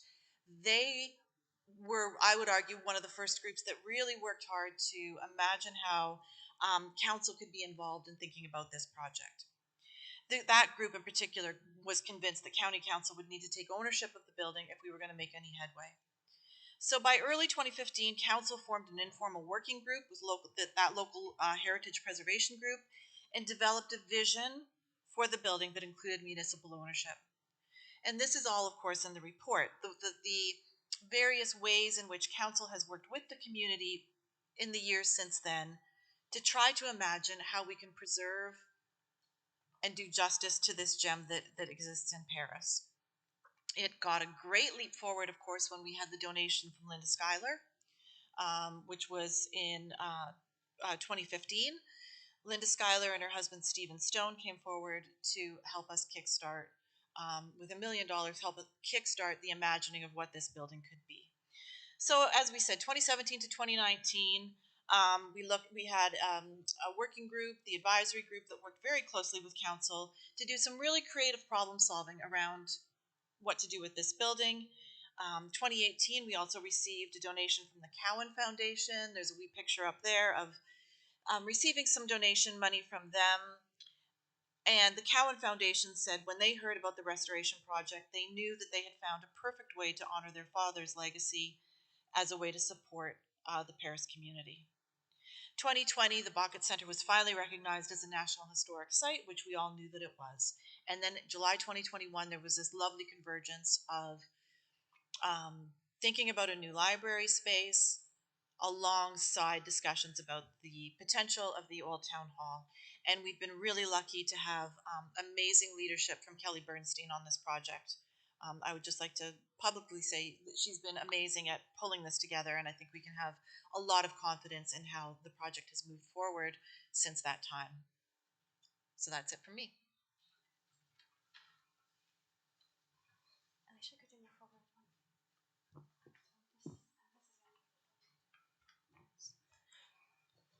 Okay, so I thought I would start by explaining what a main branch library is. You hear us talk about this, and it is different than a simple branch of a library. So I'll address that, and I'll speak a little bit to the synergy that comes about due to this particular location. So the main branch library's role is to be the largest branch within a library system. That means it holds more books, holds more materials, it hosts more programs, it offers more. It's usually centered in the largest population center within a community, and it has multifaceted roles to play within a library system. Alicia?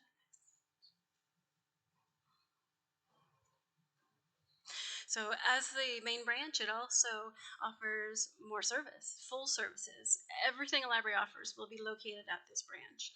So it will offer casual reading spaces, open study rooms, quiet study rooms, can't see very well. Meeting rooms, which are rentable and bookable as well as open for free, and something called a maker space. This will be our library system's first dedicated maker space, and that's a hands-on technology lab of exploration and learning for all ages for all kinds of technology, from simple, straightforward as a sewing machine or a wood burning kit up to laser cutters and 3D printers.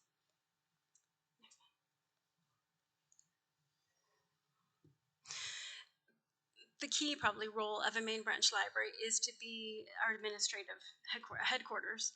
All of our administrative staff are located at the main branch. So that's our programming and outreach staff, not only for that branch, but for the entire system, including the entire county. So our outreach staff go to community events throughout Brant for all ages and all types of events.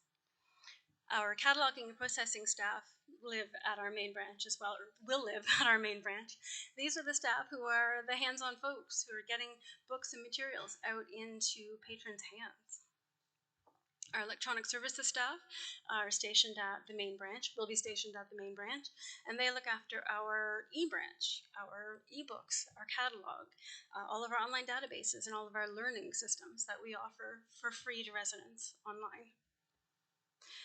And it's also the home to our other technical services staff. This is the heart of our library system. It's where everyone who plays a role in keeping the library system running, it is where they should live and where we are hoping to gather them all together to be more efficient and to be more effective as a library system overall.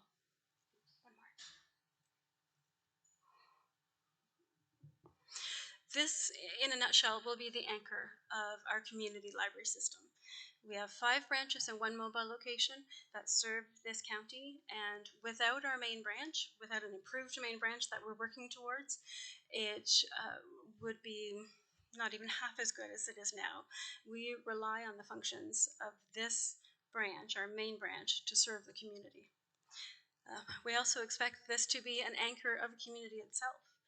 It's a place, maybe the only place, that is truly public anymore, where everyone is welcome, every age, no matter where you're from, how old you are, or what you want to do. You could come in to use a computer, you could be typing a resume, or you could be emailing your grandkids. Not only are you welcome within the library, we're there to help you do whatever you want to do. Locating our main branch library at the Bucket Center, at this incredible historic site, gives us some unique opportunities to go and above and beyond what a library could normally do. Not only will we have a bigger, beautiful space, more appropriate to our needs and the community's growing needs, but will have unique features like an opera hall, a performance center, a modern performance center that not only will serve the library's needs, allow us to offer larger programs to the community, it will offer significant cultural opportunities and rental opportunities as well.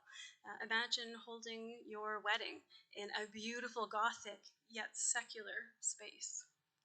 Imagine being a member of a little theater and getting to have a stage with a beautiful space holding up to over 100 people right in the heart of your own hometown. So next up, to show you the design, to explain the thought and the detail that's gone into the plan that we're hoping to enact, is Dave Premy, Principal of DPAI Architecture.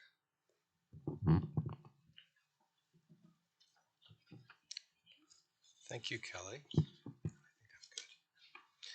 Thank you, Kelly. Now, I thought that I was going to have, excuse me, control over the slides myself. There's a number of animations in some of the slides, so whenever I say next, if you just click once, the animations will proceed. Thank you. Good evening, Mr. Mayor, councilors, and the community at large. My name is Dave Premy, Principal of DPAI Architecture, and I'm here to represent the entire design team, which includes Schultz and Zabak Architects from Kingston, who are library specialists, and Phil Goldsmith, who was introduced earlier. Phil is our heritage architect and integral member of the team as well. Both Phil and myself will be happy to answer questions afterwards. So the founders of the town of Paris built the Bockhut Center. It wasn't called that then, but as we heard earlier from David, it's the first use of Gothic revival style for a government building in Canada. As a symbol and as a testament to their bold and optimistic vision for the future of the town of Paris. Their resolve was further evidenced by the fact, again mentioned by David, that the building was constructed in a year. This is a remarkable achievement, and it's a remarkable building of rare historic significance and vision. Today, I'm pleased to put forward a modified and equally optimistic vision for the future of Brant County as a whole. A vision that includes a state-of-the-art main branch library and a restored Bockhut Center. This new facility will serve as a community hub for the entire county, a safe and inclusive space for community connection, discourse, learning, celebration, and creativity. The design solution has been configured to satisfy the functional program as an addition to the restored and renovated heritage building. Meticulous care has been taken to find a solution that honors the heritage while efficiently creating space for the library program. The building is detailed to express the Bockhut Center on the left-hand side of the image, and the new library as a separate building, which are linked by a contemporary glass link, again further highlighting the heritage of the Bockhut Center. Slide, please. This is the conceptual site plan, and the site is arranged with parking around the perimeter and the building in addition towards the north and east edges of the site, providing an opportunity in the front of the building for public gardens where the Kentucky Fried Chicken used to reside. The final design of this public space will be in collaboration with staff, the community, and local indigenous groups, and will potentially include elements such as healing gardens, indigenous plants, and space for outdoor library programming. Some parts of the outdoor space will be accessed through a reactivated historical main entrance of the Bockhut Center. Slide, please. So if we take a view of the building from here, where number 1 is indicated, slide. This is what it looks like from the front, and you can see the gardens out front of both parts of the building with a pedestrian walkway coming from the street to the new main entrance of the library, which is between the new addition and the existing Bockhut Center. Slide, please. One more. And so if we take a look from the rear, view number 2, slide.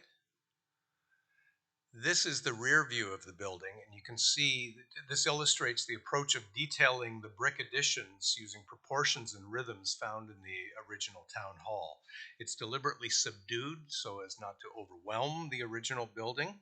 The roof line has been lowered on the addition in order to help focus attention on the enhanced significance of the historical structure. In the foreground here, just off to the side, you can see the rear entrance of the building, and that provides a loading dock, staff entrance, and after-hours access to a freight elevator, which takes you up to the Opera Hall. Slide, please. Now we're going to go inside, and this is where the animations get a little bit more lively. So this is the ground floor of the building. You can see, I think, clearly outlined the historical building with the thicker walls.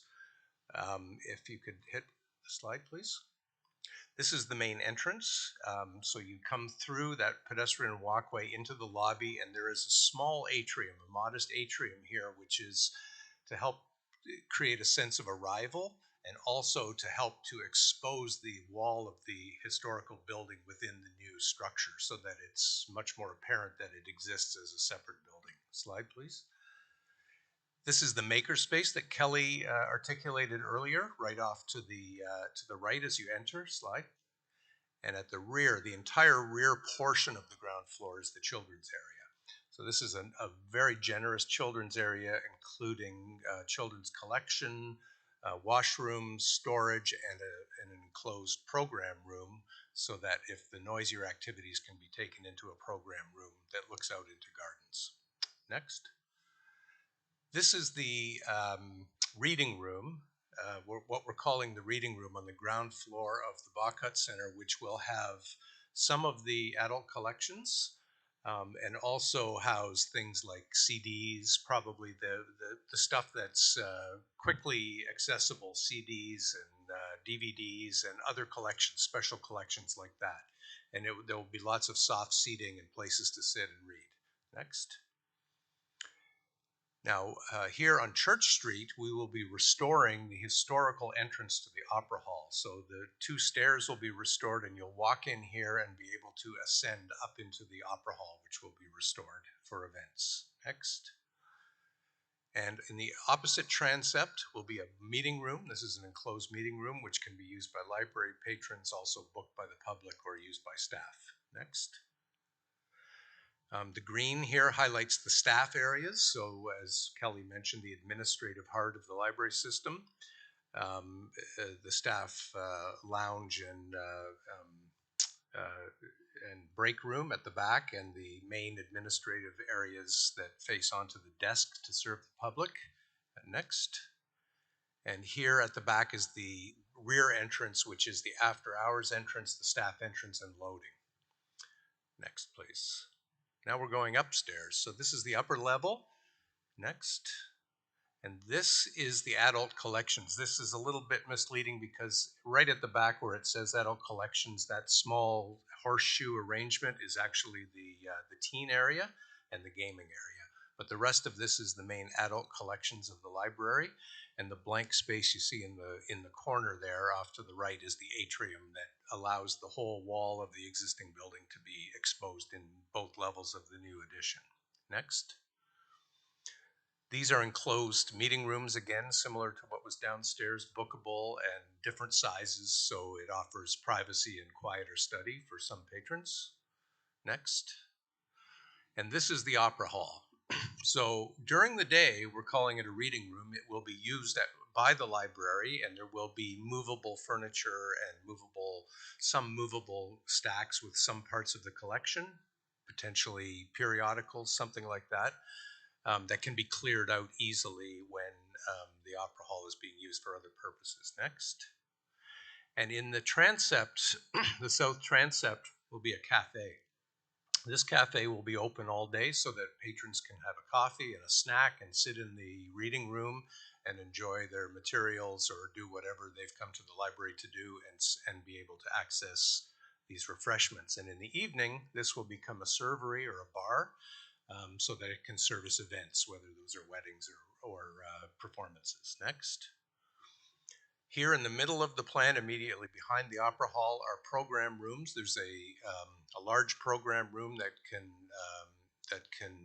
be used to conduct library programs, and immediately adjacent to it on the east side is a community kitchen or a demonstration kitchen, which can be used again for teaching purposes, for cooking classes and can also be employed in the evenings to service events in the hall.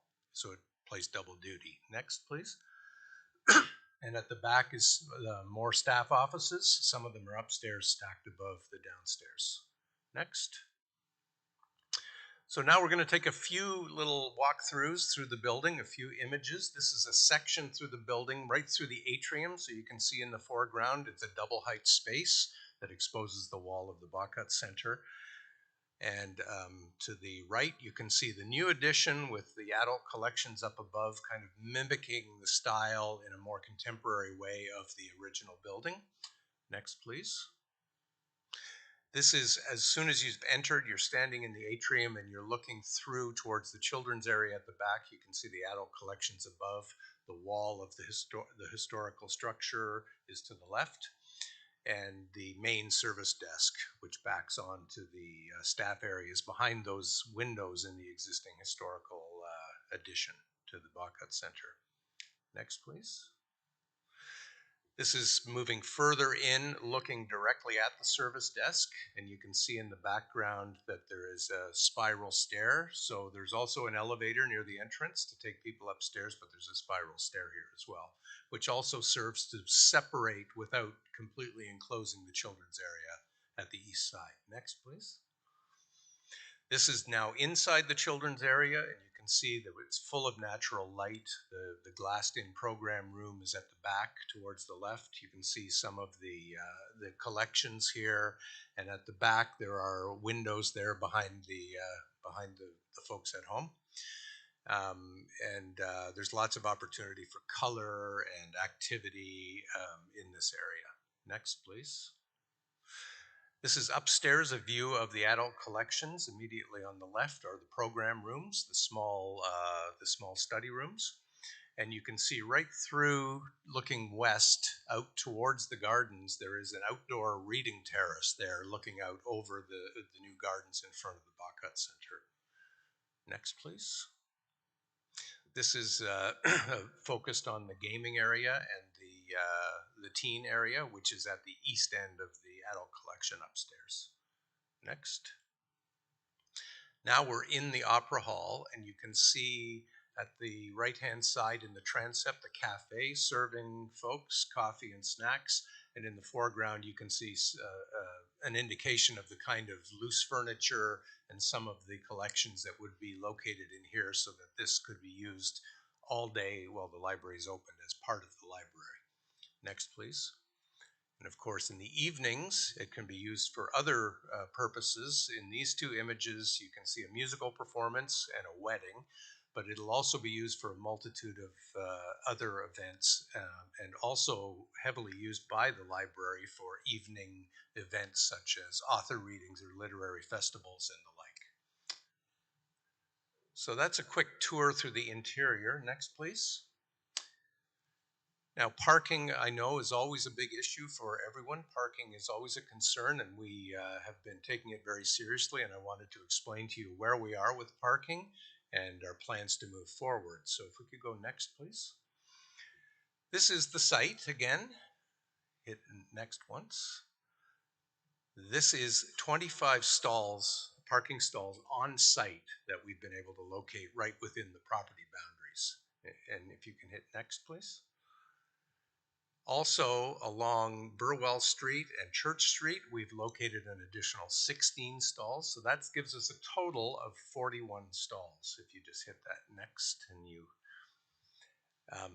so we have 41 stalls on site. Now, the zoning bylaws are suggesting we need 70 or 71 spaces. So we are not satisfying the zoning bylaw at this time.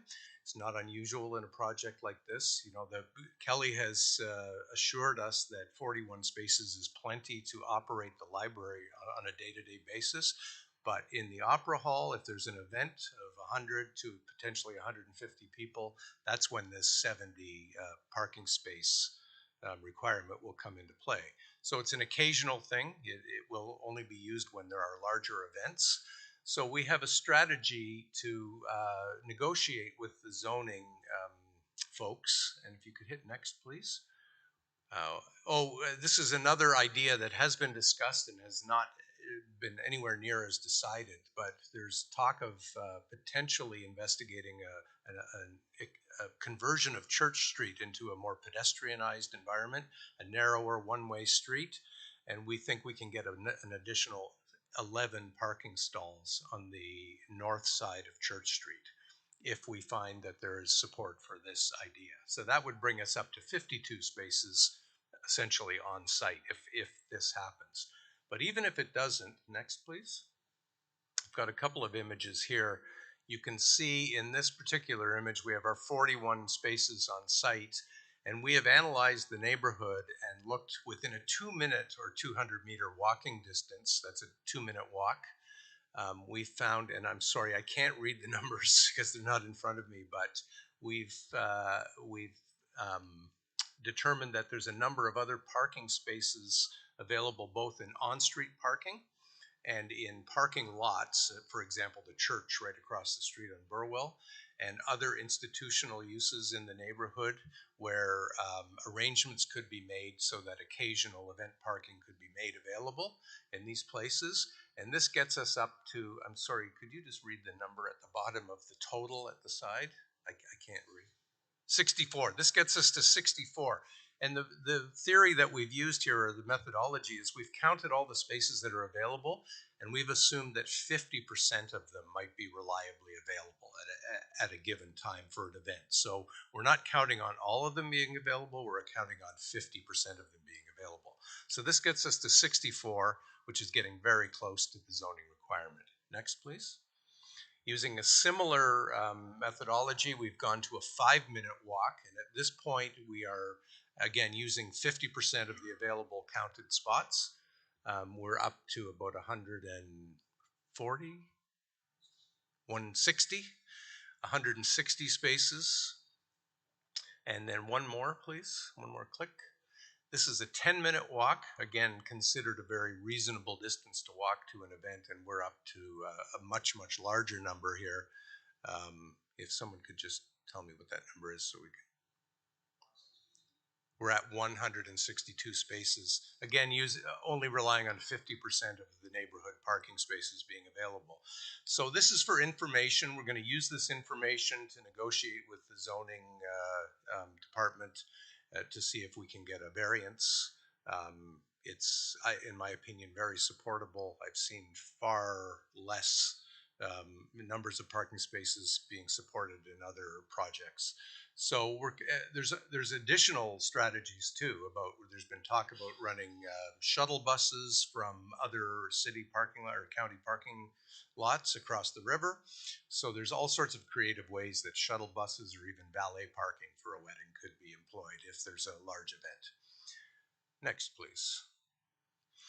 Now I'm going to make a few comments on heritage, and they've almost become a little bit superfluous at this point because we've had such eloquent discussion about the heritage. But so as I previously mentioned, and as David previously mentioned, the building is the first use of Gothic revival in a government building nationally, and so has been recognized with a federal heritage designation.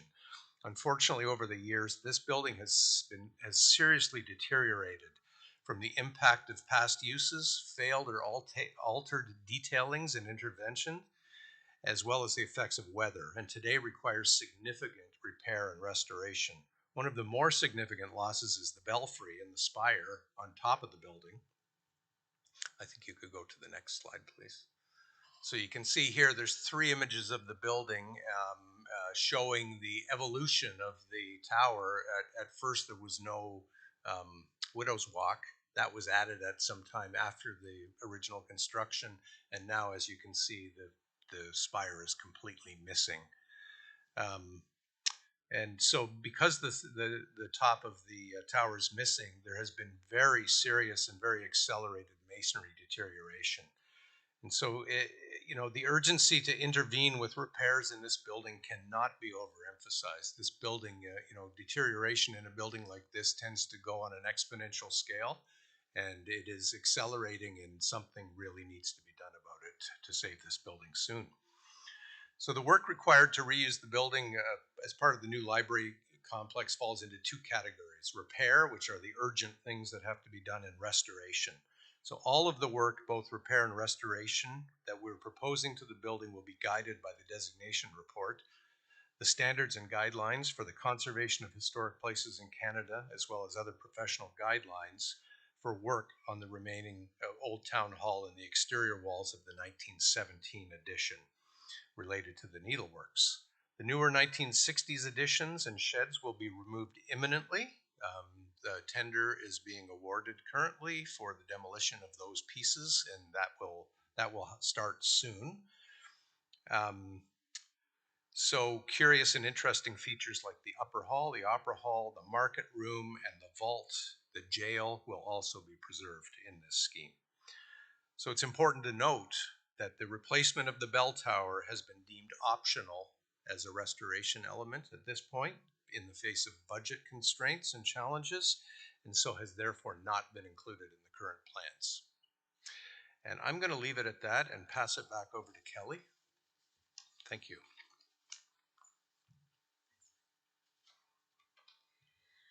I have the honor of talking about the money and how much this is going to cost.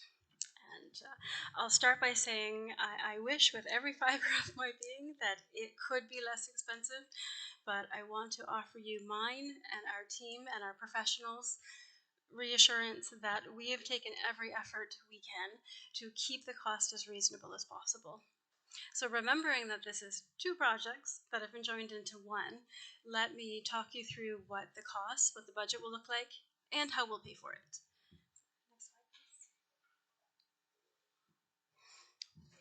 Next slide, please.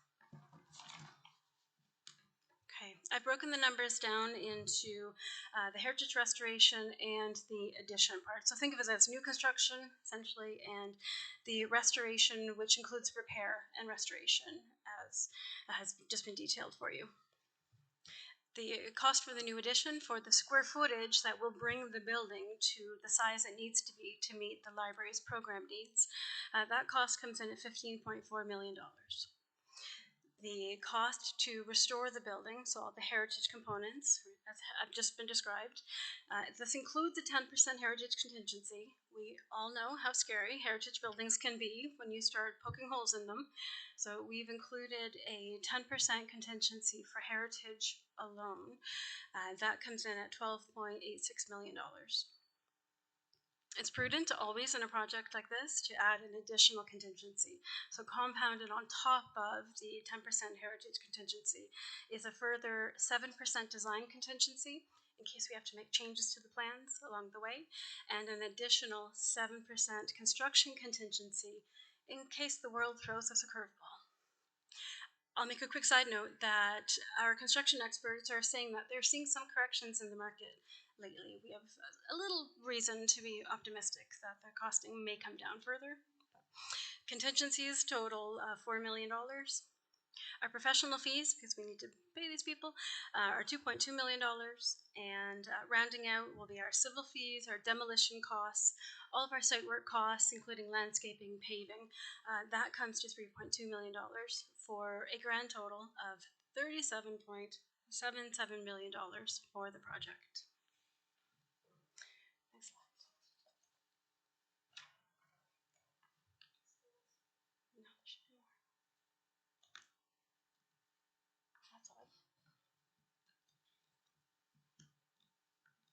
There we go, thank you. That's nice, yeah.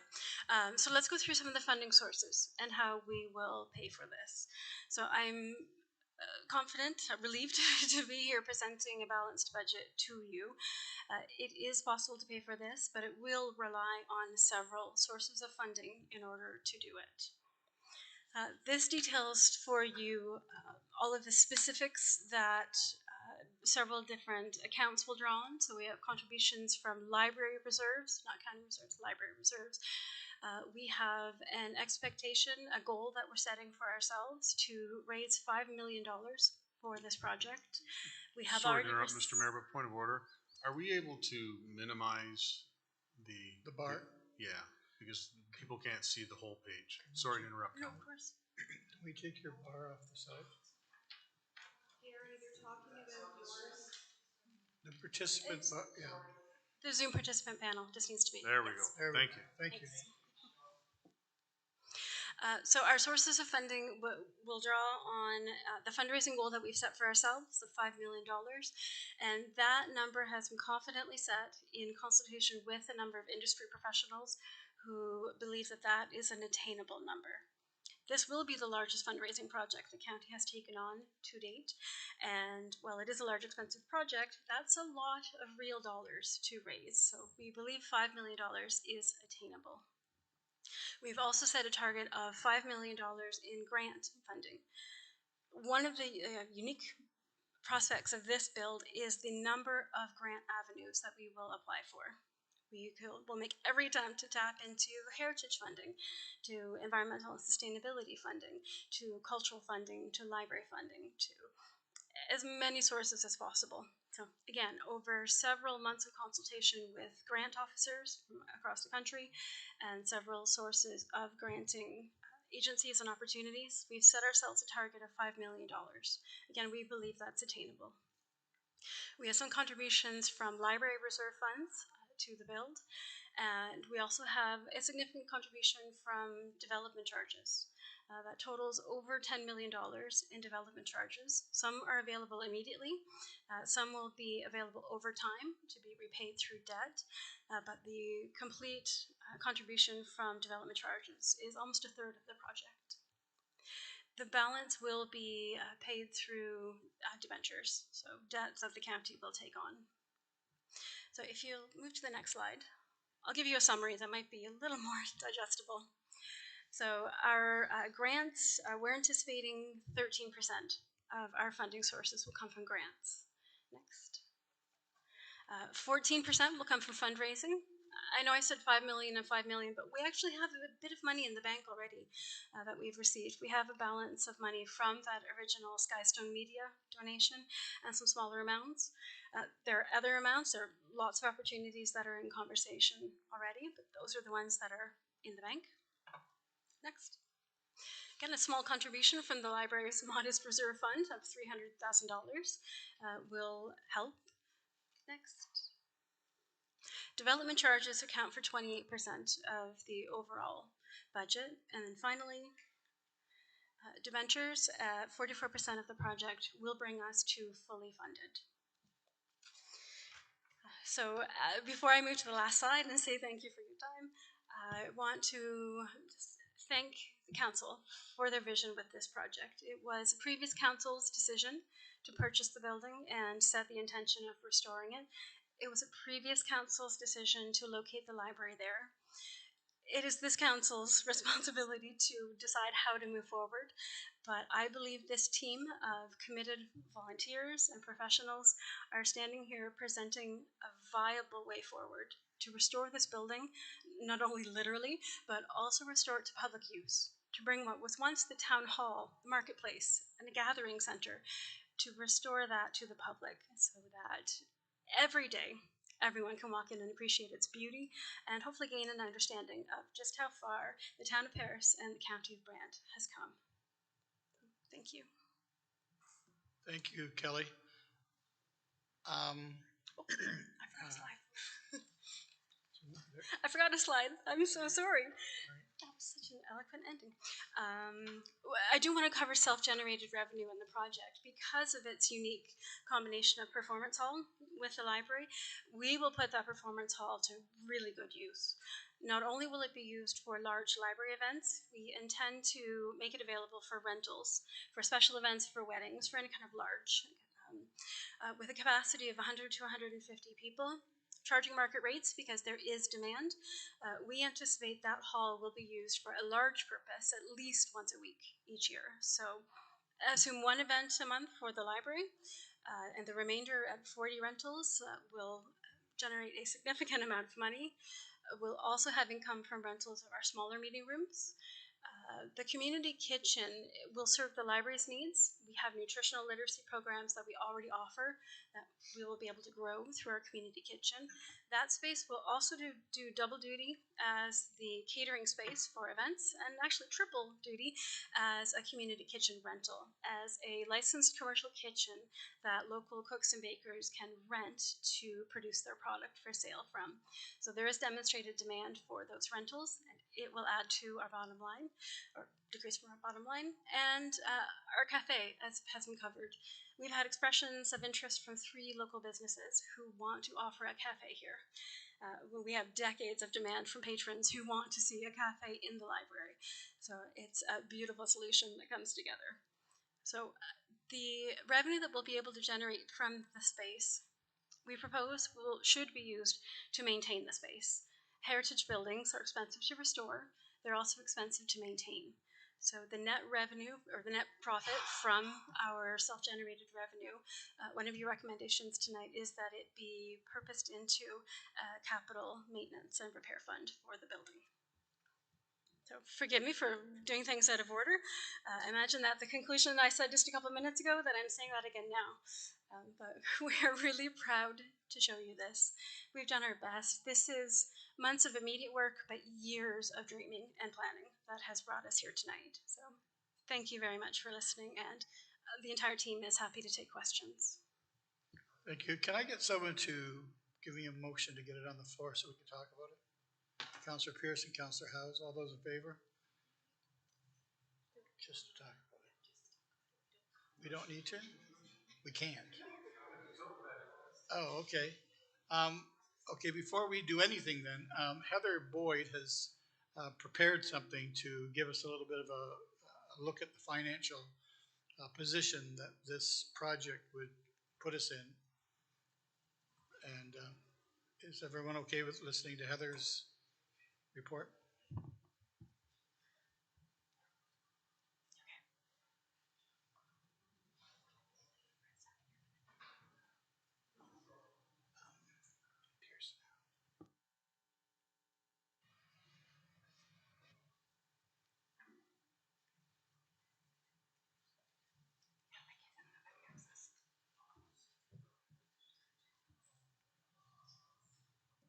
Take the vote back, but it's still on the floor.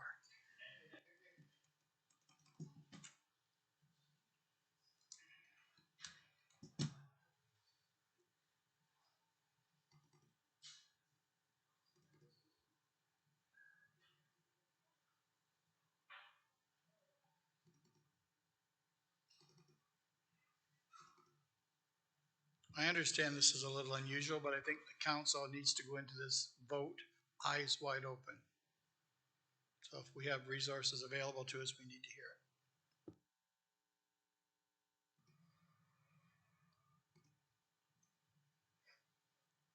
Thanks.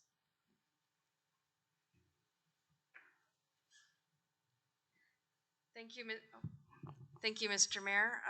Just wanted to bring forward, there have been a few questions raised this weekend and previous to that about the funding for this project. So we went through over the last couple days in a little more detail, looking at where the proposed funding would come from, what that does to our debt limits, where it puts the county in terms of a position. The proposed project funding sources, as outlined by Kelly, we've updated just one little tweak to the development charges, what was coming from the funds and the debt to be repaid. This is where we stand. It's the 10 from grants and donations. The donation from Skystone, the part that was remaining that wasn't applied to purchasing the building, is attributed here. Contribution from reserve fund, development charges, debentures, and then debt to be repaid by DCs. So in a bit more detail, on a few of them, the contribution from the reserve fund. So the library has run a surplus, and a pretty healthy surplus over the last few years. So there's approximately $350 in their reserve fund at this point that we've carried over from their surpluses. Our plan is to attribute $300,000 of that to this project, with the $50,000 to remain as see where their surpluses end in the next year or so. From development charges, so the library project was identified in the 2019 development charges background study as a need for the community. At that time, it was $10 million was the number they used for the background study. So the number that's attributed to development charges, it's based on the project cost, levels of services, what's going to benefit people in the future beyond the DC study, the part of the project that is DC eligible. So we've confirmed the heritage restoration component is not eligible for payment through DCs. So any DCs we're applying are strictly for the library use and the benefit to existing, because every development charge has a component that has to be paid through the tax levy as a benefit to existing. So based on these and the current project cost, which has changed our development charges eligibility, we are now looking at a total of $10,428,000 will be eligible for funding through development charges. A big portion of that will be for future residents, so it wouldn't be in our 2019 to 2024 study window, but it would be applied in the next study and probably several studies. So we'll be collecting for these through development charges for this project for quite some time. The debt to be repaid from development charges, so this is because a lot of that development charges money won't be collected for some time because it's benefiting residents well into the future. So that amount needs to be debentured through the county, and those costs will be recuperated through the DC study, the 2024 update study. The annual debt servicing cost, if we were debenturing today at today's interest rates and the amounts we think we are, for the DC portion would be $561,000. And once again, that would be collected through development charges. And the update will adjust that based on the new project cost. We'll be looking at service standards and changes in legislation since then.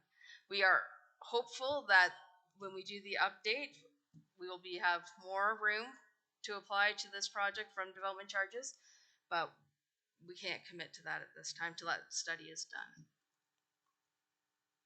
Proceeds from debenture total $16,702,000. This would be the debenture that would have to be repaid through the property tax levy. Debentures, as you know, are issued when the project is complete, so it would depend on the actual costs of the project. And the annual servicing cost would be finalized at that time, depending on what the interest rate is and the total final costs. Our estimate, once again, based on a 25-year term at the interest rate we used earlier in 2023, would be $1,119,647.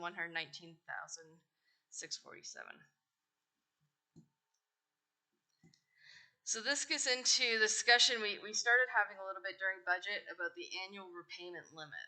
So each year, the Ministry of Municipal Affairs sends us a letter telling us what our annual repayment limit is for that year.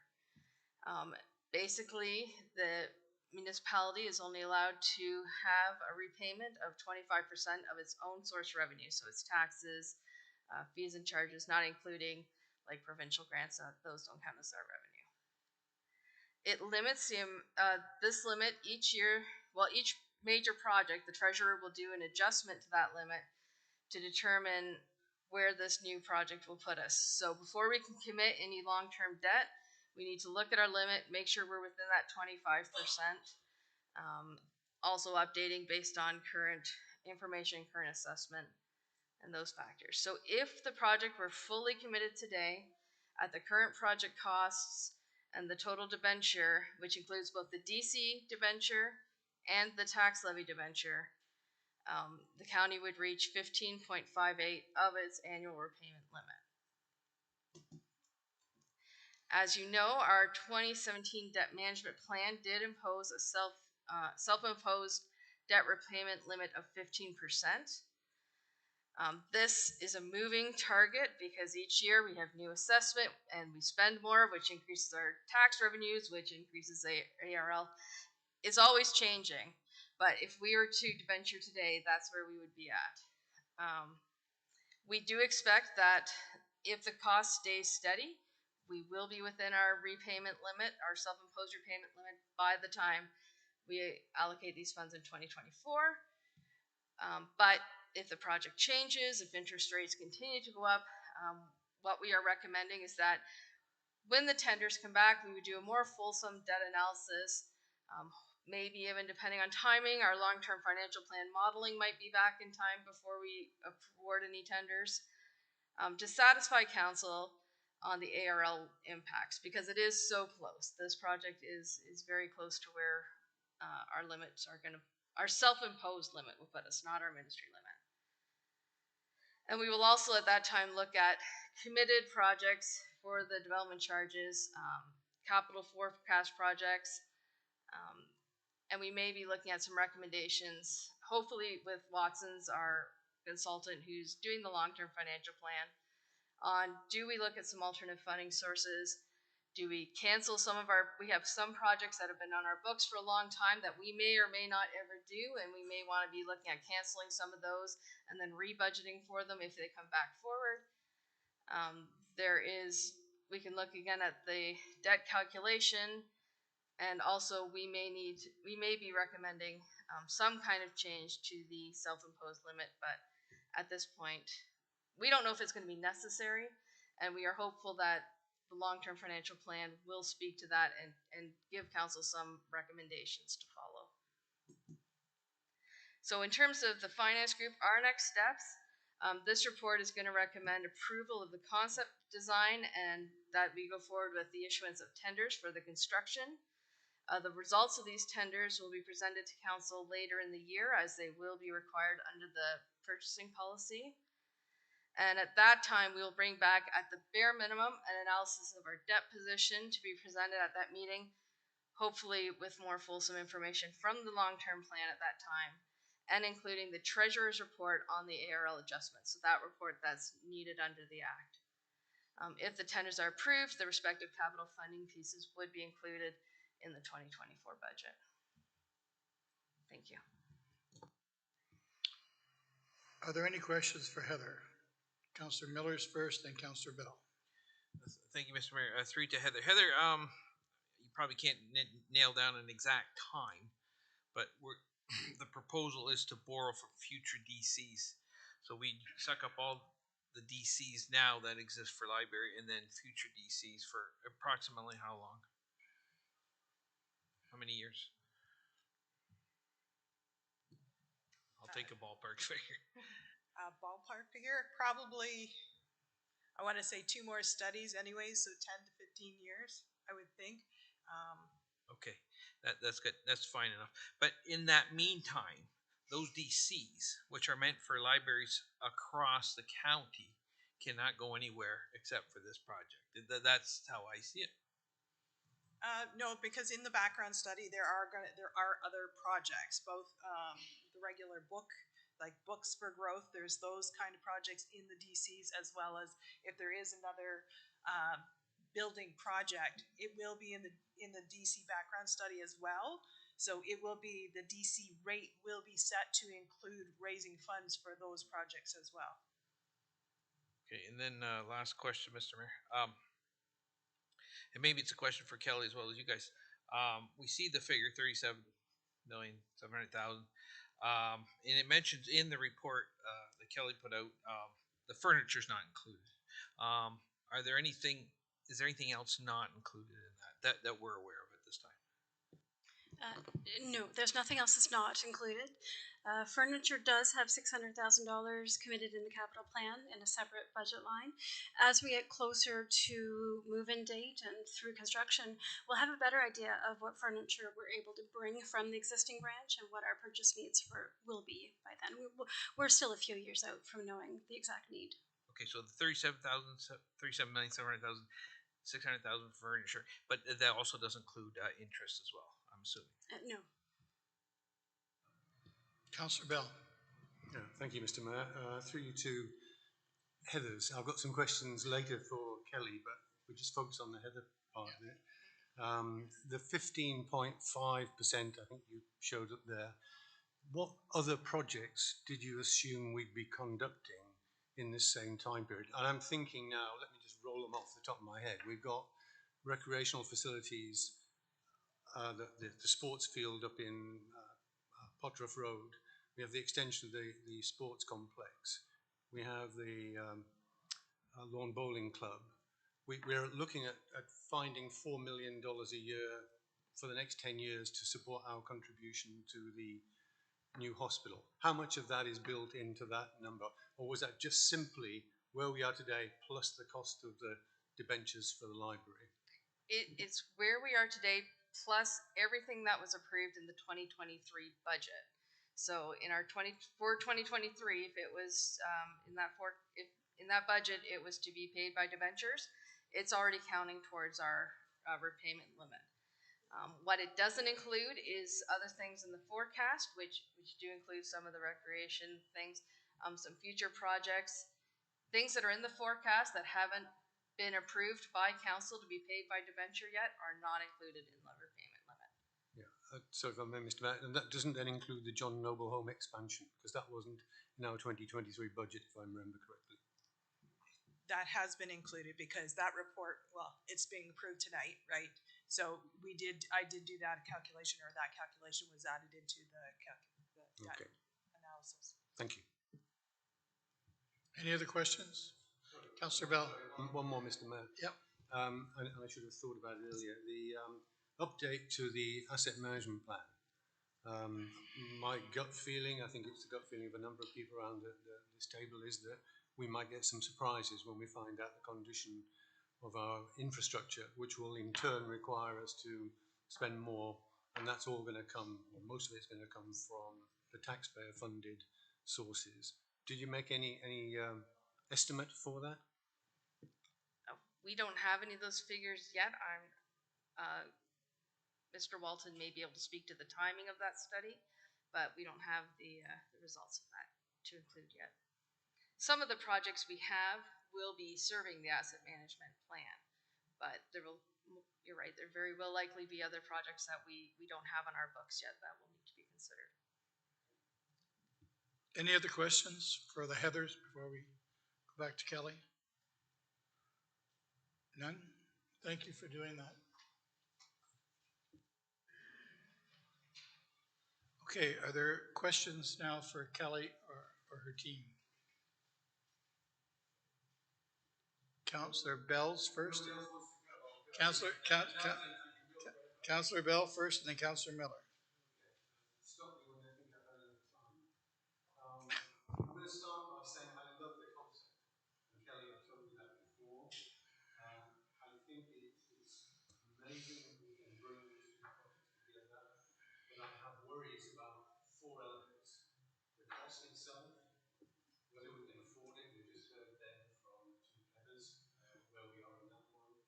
Equity, because this is a huge spend in Paris, for the most part from people living in Paris. I know you can comment on that, and to some extent partners. So let me start with the cost. I just went back through the last few budgets. The cost of the new main branch library has gone from 20 million to 26 million to now 38 million. I appreciate almost half of that is for the restoration of the old town hall. And I think as we think today as council, we should bear in mind that the actual cost for the library, the 24,000 square feet, is pretty much bang in line with the cost of other library projects around the patch. It's in line with what we spent for the community health hub. It's in line with what we spent for the Cainsville project. So I'm comfortable that, if we want 24,000 square feet of library, the number you've got there is pretty good. The number for restoration, I worry about. It is a project that has massive risk, and I believe that we should be focusing our attention on de-risking before we say we're going to commit to this project. And I think that what you're doing with removing the older part of the Mary Maxim part of the building to get a sense of what's going on there is the right thing to do. But it does give me cause for concern about actually committing to the project at the moment. The class of estimate You said it's a Class D estimate, is that correct? That's correct. So Class D, in my understanding, is the lowest form, the lowest level of estimate. It has the biggest range of uncertainty. So, you know, we could be talking about something quite different from the number that we've seen in front of us. And I worry, again, about that. It all builds up into affordability without having a long-term financial plan. And that's not your problem, Kelly, but it is an issue for the county. I can't conceive of supporting the actual or supporting the commitment to build this project at this cost until somebody tells me we can really afford it and we can afford the other things that we want to do, which leads me into equity. I mean, it is a project that is focused on Paris. I know it's a main branch library for a county system, but too many times we hear around the table and from people outside of this council, Paris gets everything. And here is a classic example of Paris getting an awful lot. And I think we need to be thoughtful about that. And we need to be confident that if we build this, then the county collectively all benefits to, you know, a sufficient degree that we can feel comfortable about the equity of it. As regards to parking, I think the solutions that have been brought forward, I think make sense, but we may need to be really thoughtful about the position we take on parking, because we've been really hard on developers saying you must have parking. And I can remember the Walker Press building, we set those guys running away because of our insistence on parking for that building. So whatever we do, we've got to show ourselves to be cognizant of our own rules and precedents. So those things lead me to the conclusion that we should de-risk this project further. And I think the steps we're taking are good. So I will make an amendment to the motion later when the time comes, focusing on de-risking. I want this project to succeed. I want it to go ahead, but I'm really worried whether we can afford it, and I really worry about the risks that we're taking at this time if we commit to it. Thank you, Mr. Mayor. Thank you, Councillor Bell. Councillor Miller. Okay, I think we're in the question period right now. I'm just going to preamble just a little bit here and mention tonight the community health hub, and I could support the community health hub because there's private partners in there, and if you look at Wincy Mills, that was successful. To me, it seems successful because they have a lot of small businesses in there. And in the report on this library, you did mention the coffee, whatever you call it, and you figure revenues of $36,000. So my question to you, Kelly, is why weren't more private enterprises part of this mix? Because I think that could go a long ways towards solving our financial woes over this. So could you help me with that? Sure. So, through your worship, to Councillor Miller, in its essence, the bottom line is it's a public library, and one of our cornerstones or our function is to be a public space for everyone, free of religion, with apologies to an earlier delegation tonight, free of religion, free of expectation to spend money, free of any kind of trauma or baggage that may come from any kind of interaction in other spaces. We're meant to be an inclusive, neutral space. Now that said, we do have opportunities for corporate contributions through our fundraising program, and we'll certainly be creative and innovative in that end. But at this point, we're going to need every square foot of this design to meet the library's needs. If you want to incorporate other aspects, add that to the scope of the project, we would need to redesign to add more square footage, which would impact parking, which would impact cost. Questions? Councillor House. Thank you, Mr. Mayor, and I will have more to say when we get to debate the motion which is on the table, which I think we'll need a refresher on what that motion is. But for now, I just have a specific question for Kelly.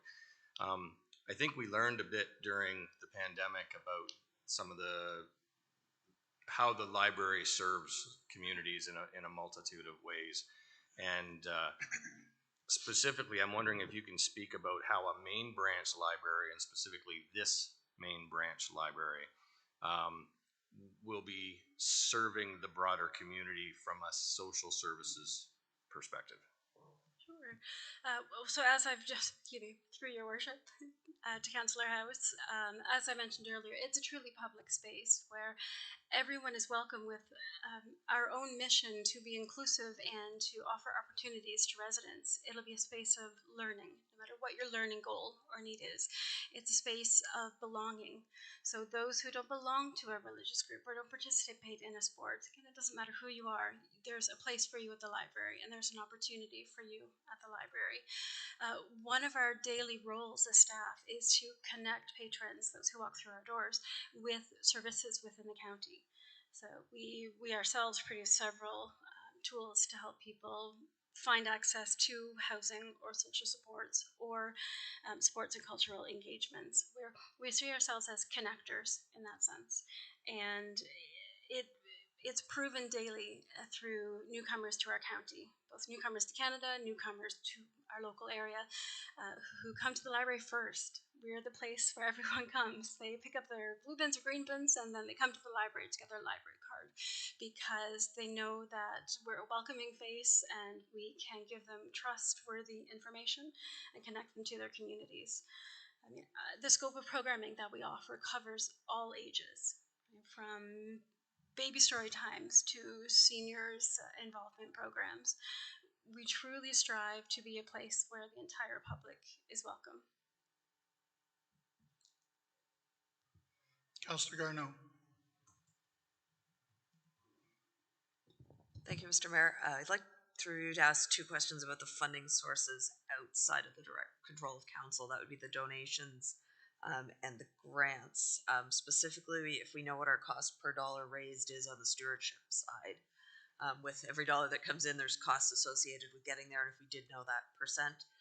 The other one I wanted to ask was with regards to the staff time spent applying for grants, if we had the capacity for this within our current staffing, and if there are things perhaps we're not able to do anymore, because I know from my own past experience, these can be quite lengthy. Through your worship to Councillor Garneau, yes, we have factored in costs for fundraising. We expect to either outsource or make use of county staffing resources still being developed.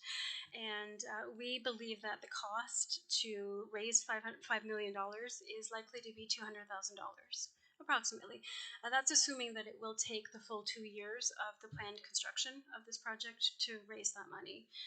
But again, that figure as well has been informed by consultation with industry professionals. So in short, we expect fundraising to pay for itself.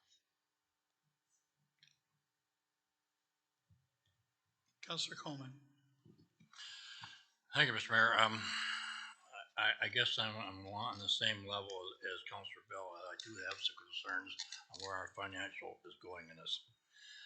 The questions I have here is the fundraising, having been involved in 2 projects in this municipality, you're setting a high goal.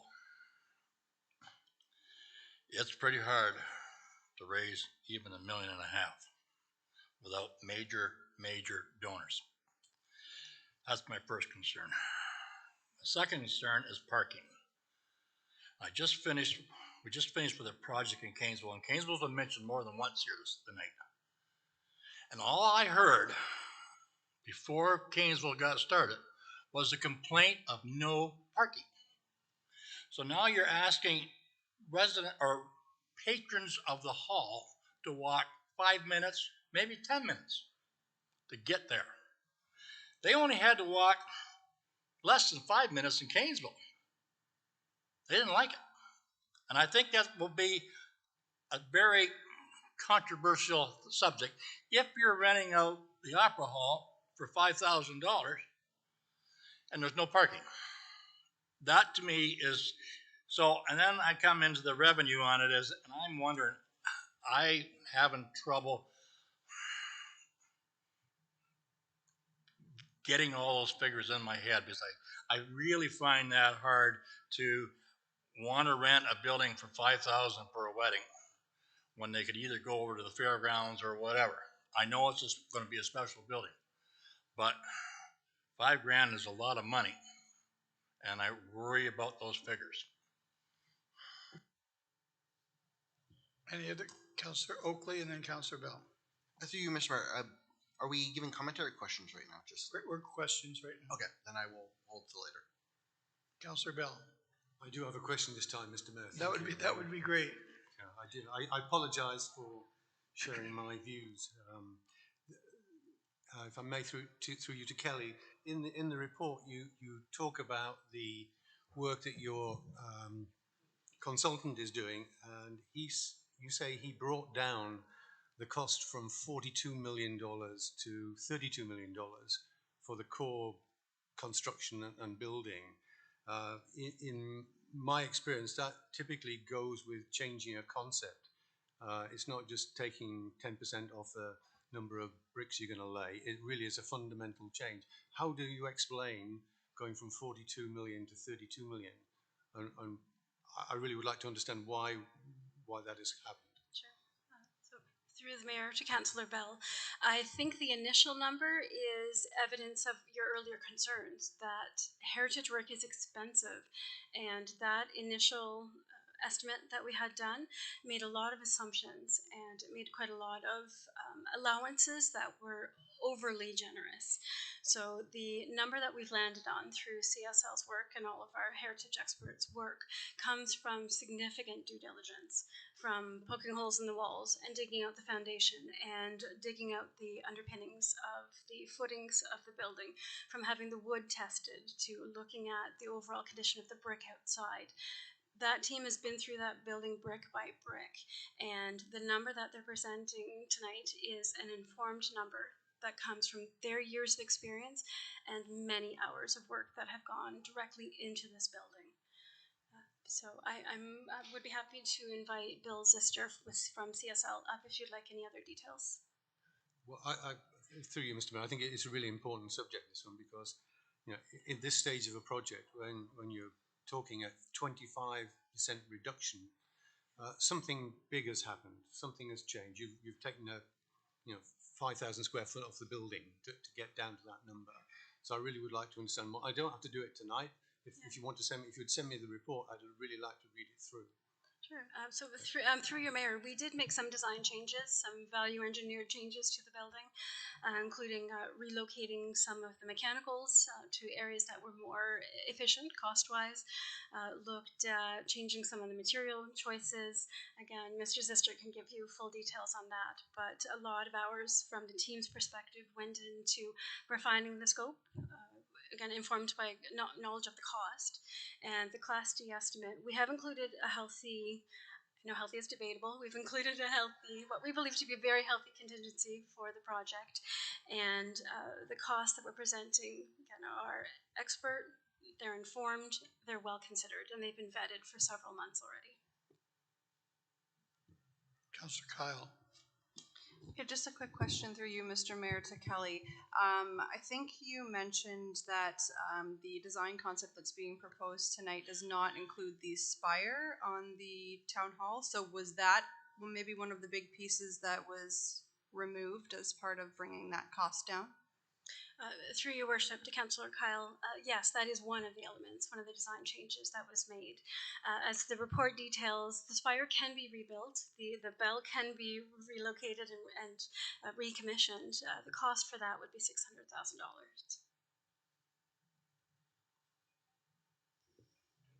Councillor Chambers. Thank you, Mr. Mayor, and through you to Kelly or Fred.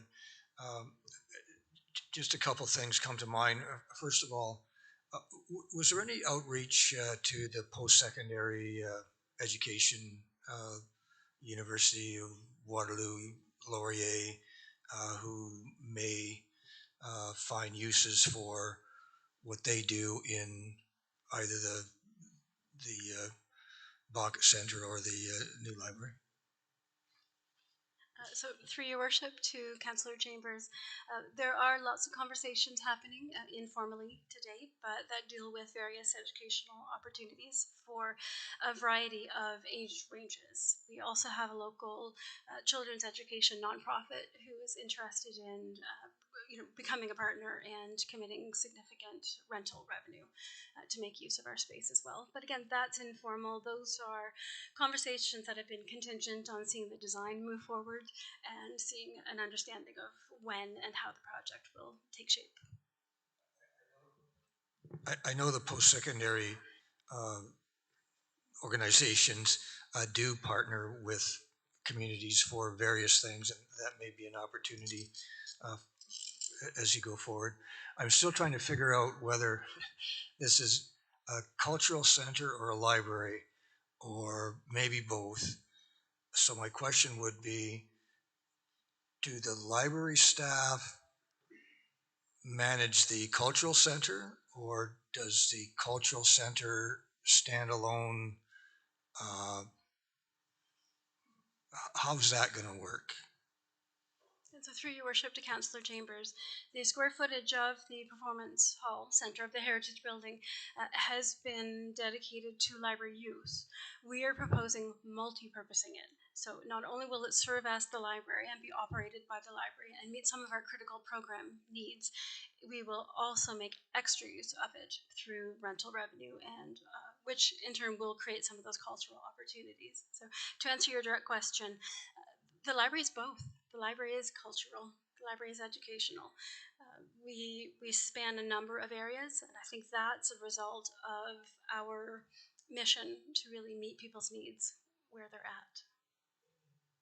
You may wish to comment on this. In some ways, the branch libraries, I don't know whether you know where I live or not. I live exactly halfway between the Scotland Oakland branch and the Burford branch. And actually, I am closer to the Norwich Public Library than I am to the Paris Public Library. So as far as library type uses or traditional library uses, I don't have a great call to come to Paris to use the library services, but I would have a lot of draw to the Bucket Center if there are what I'll call non-traditional library uses, such as post-secondary educational opportunities, such as theater opportunities, such as art opportunities, those kind of things, because to do that, I don't go to Norwich or Scotland or Burford.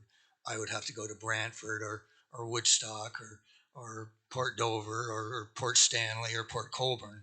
And those kind of opportunities, there's a need in the county for those kind of opportunities, I think. And that's, I think, how to get beyond this pervasive view out there, as Councillor Bell mentioned previously, that Paris gets everything, because Paris doesn't get everything. And I've always said, wherever you are, wherever you're not, they get everything. So those are some of the opportunities that may be communicated to the broader county in terms of fundraising strategies, those kind of things. So I think and I'm going to form this as a question, would you not agree with me that the cultural, non-traditional library, which are still library issues, may be a focus for the new Bucket Center main branch facility? So through your worship to Councillor Chambers, I agree wholeheartedly, and that has been reflected through the library's budget requests in recent years. We have added staffing to our children's and our adult and our seniors programming complement. They've been given the mandate and empowered to explore opportunities of all kinds. Over the last 6 months, the library has offered everything from virtual reality programs for seniors to classical guitar performances, to hands-on crafts and learning, to lecture series from university professors. If it's about learning and personal enrichment, then the library is absolutely involved in it. So this building, the unique value of this building is giving the library the square footage to grow that, literally grow that, and also to provide availability hours in the space when community groups, nonprofits, organizations could also have access to that space to grow their own efforts. This building will let us do both. Any other questions? Kelly, would the spire be able to be added later with this plan? Yes, Your Worship, absolutely. It's been designed in a way that it could easily be added, given grant funding or perhaps fundraising or perhaps future budget availability. It could be easily added on at a later date. All right, I just can't imagine buying a Cadillac without power windows. Okay, so Councillor Bell? Yes, thank you, Mr. Mayor. I'd like to make an amendment, All right. a motion, if that's possible. Yeah. I would like to strike the second line.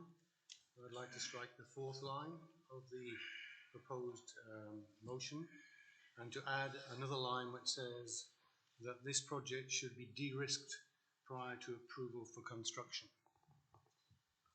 Seeking a seconder? Councillor Miller, you're seconding it? All right.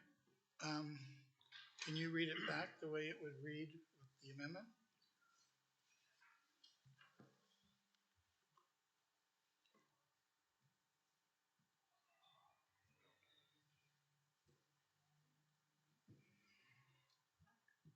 Yes, Your Worship.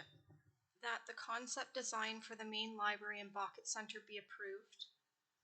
That staff be directed to authorize Collaborative Structure Limited, CSL, to issue requests for tender for the construction of the main library and Bucket Center to pre-qualified contractors.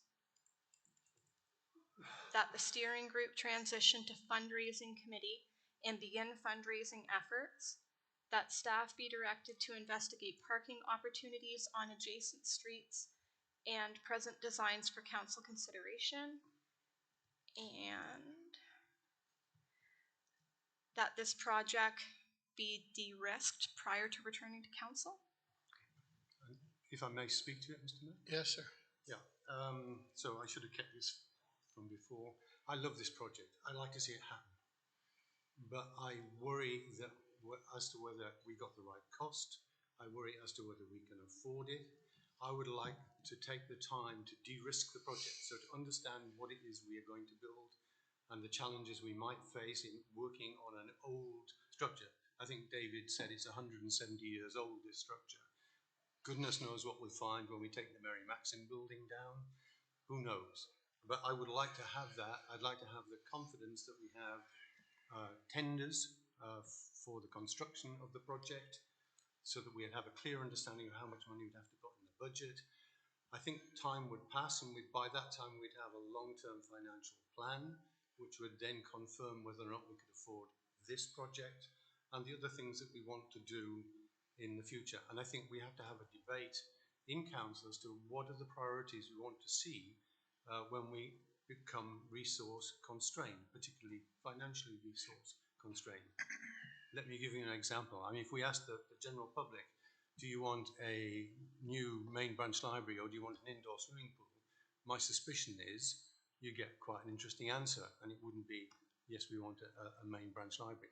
I think that's where we as council have to step forward and make the right choices. But we have to bear in mind that it is our role as councillors to manage the financial affairs of the county. And I think we are going to go into it's like throwing a dart at a dartboard with your eyes closed at the moment, because we really don't know whether we can afford that dart to hit triple 20 or bullseye or 1. We need to have more information before we can take the decision to proceed to construct. Councillor House. Well, thank you, Mr. Mayor. I was hoping for an opportunity to speak to the original motion before the amendment was brought forward, and perhaps there'll be an opportunity for that yet. I respect Councillor Bell's passions that he's expressed multiple times tonight. My concern, I have a comment and a concern, and the concern first, I think this project requires a certain amount of green light in order to be able to move forward in terms of pursuing grant opportunities and pursuing fundraising opportunities. And I'm not sure that the amendment, as noted, would provide that sufficient green light. And perhaps that's a question that staff would be able to ask. I don't know if even that mechanism is allowed at this stage. Secondly, with the reservations about finances that Councillor Bell has expressed multiple times, this council always has an opportunity later to pull the plug when we see the costs from the tenders. That always exists.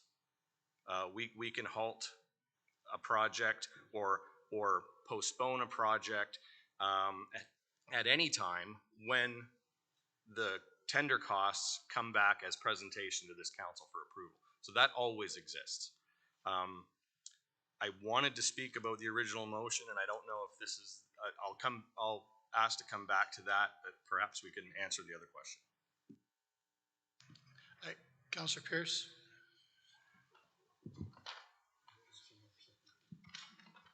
Yeah, thank you, Mr. Mayor. So I guess speaking to the amendment, I agree the fact that there may be some hidden costs in that back of that building once we rip the Mary Maxim part off. We don't know that. And as was stated tonight, we've got tenders out for that, and that is going to happen.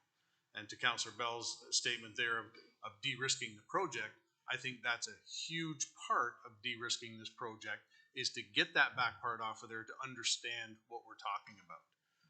As Kelly did state earlier tonight, the diligence that has been done by this team of digging holes, digging up the foundation, holes in the wall, into the wood, testing the wood, I think they've done everything they can to get the most accurate price they can with the information that they know. So by tearing that back part off, by de-risking the project, to Councillor Bell's point there, that is going to solidify a cost. There'll always be your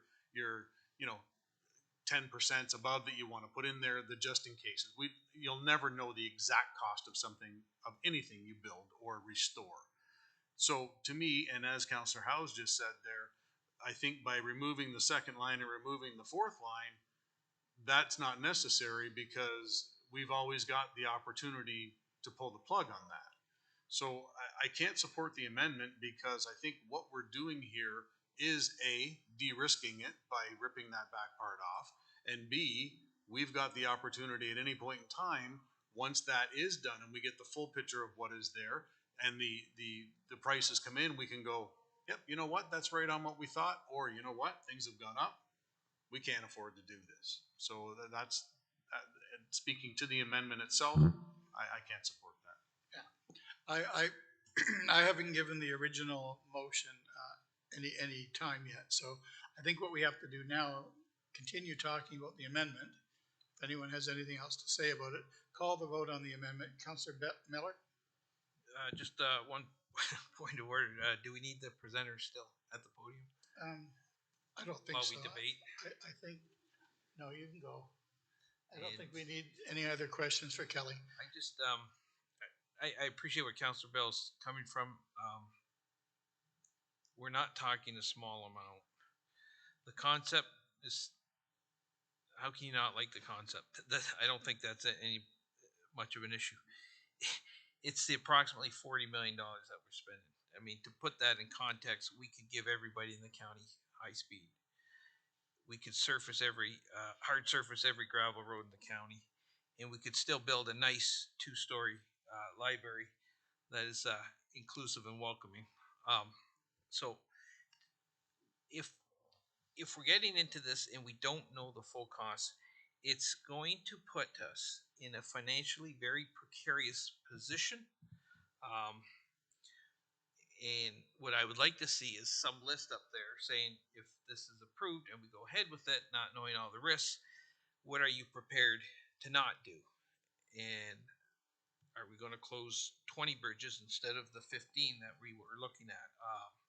Are we going to pick up garbage every other week? There's so many services and whatnot that 40 million could cover that. I don't think it would be very wise to make sure we weren't covering off our risks. So I'll leave it at that. Okay, so we have an amendment. Who wants to speak to the amendment so we can call the vote? Are there any other comments? Councillor Kyle, to the amendment. Thanks, Mr. Mayor, through you. I think my comment to the amendment would be that I think there's a timing issue here. I think we've heard from Kelly repeatedly with her different reports over at least my short tenure on council that the longer we wait and the longer we put this off, this is a building that we've bought that's rapidly deteriorating. So the longer we wait, theoretically, the higher the cost is going to be too. So I think that's something to consider when we're talking about, like Councillor Howes and Councillor Pierce have both said. I think the original motion does cover that without making that amendment. So I think there's a timing piece that should be into consideration if it's something we want to see go forward. Thank you, Councillor Kyle. Any other comments to the amendment? Seeing none, I'm going to call the vote on the amendment. All those in favor of the amendment? Opposed? And carried. It's defeated. I'm sorry, it's defeated. Oh my goodness. All right, so we're back to the original. Councillor Howes. I know, I'm the one with the bad heart. You're holding your heart. I'm the one, yeah. Okay, Councillor Oakley, you're first. It was No, me. I was going to give it to Councillor Oakley first, then Councillor Howes. Just because you've spoken much more than Councillor Oakley. I'll let Councillor Howes. All right. Thanks. Through you, Mr. Mayor, as this is the time to speak about the motion and I guess perhaps initiate debate. With this report, we are seeing two wonderful endeavors rolled into one great success story, and the combination certainly delivers much more for the County of Brant than a main branch library. I've watched people from this community and various county councils attempt to save the old town hall for a very long time. I remember the night when Linda Schuyler donated $1 million for the purchase, and then later when council embraced this property as the solution for our future main branch library.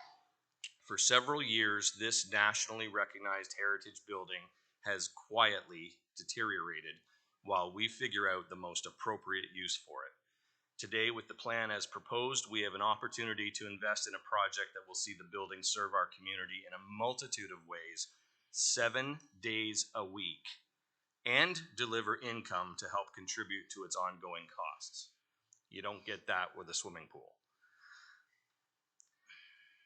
I particularly am grateful to hear some of our colleagues, especially Robert Chambers, pointing out during this meeting and past meetings at the strategic planning session that this has the opportunity to be a strong and necessary cultural hub that can serve our entire rapidly growing county.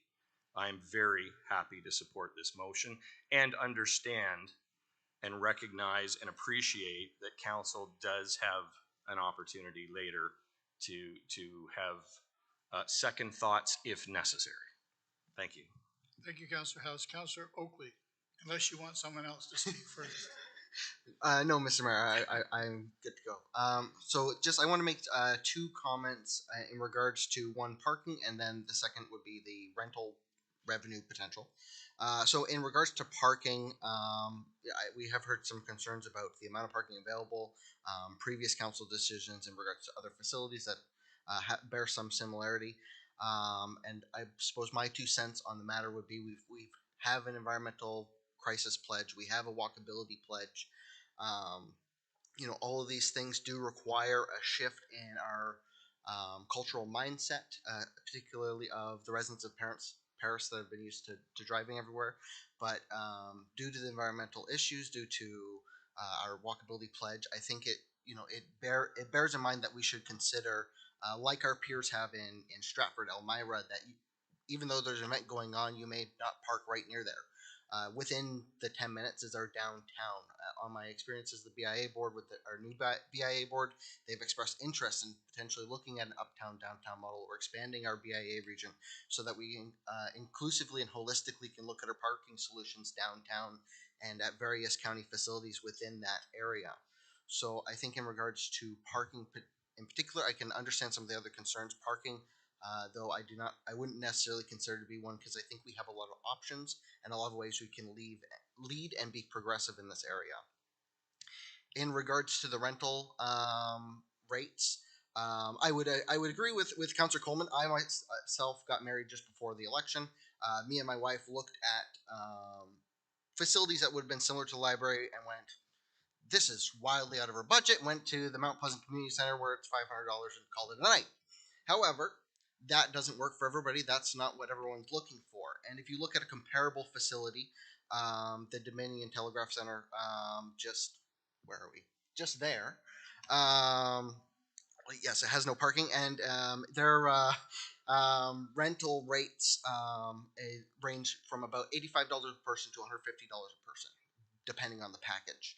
Now, of course, this is not just the facility, but most rental facilities that me and my now wife looked at were in that area. So there is a market for this type of rental facility at that type of rate. So in that regard, I think that is sort of a reasonable estimate. So, and those are sort of my comments for now.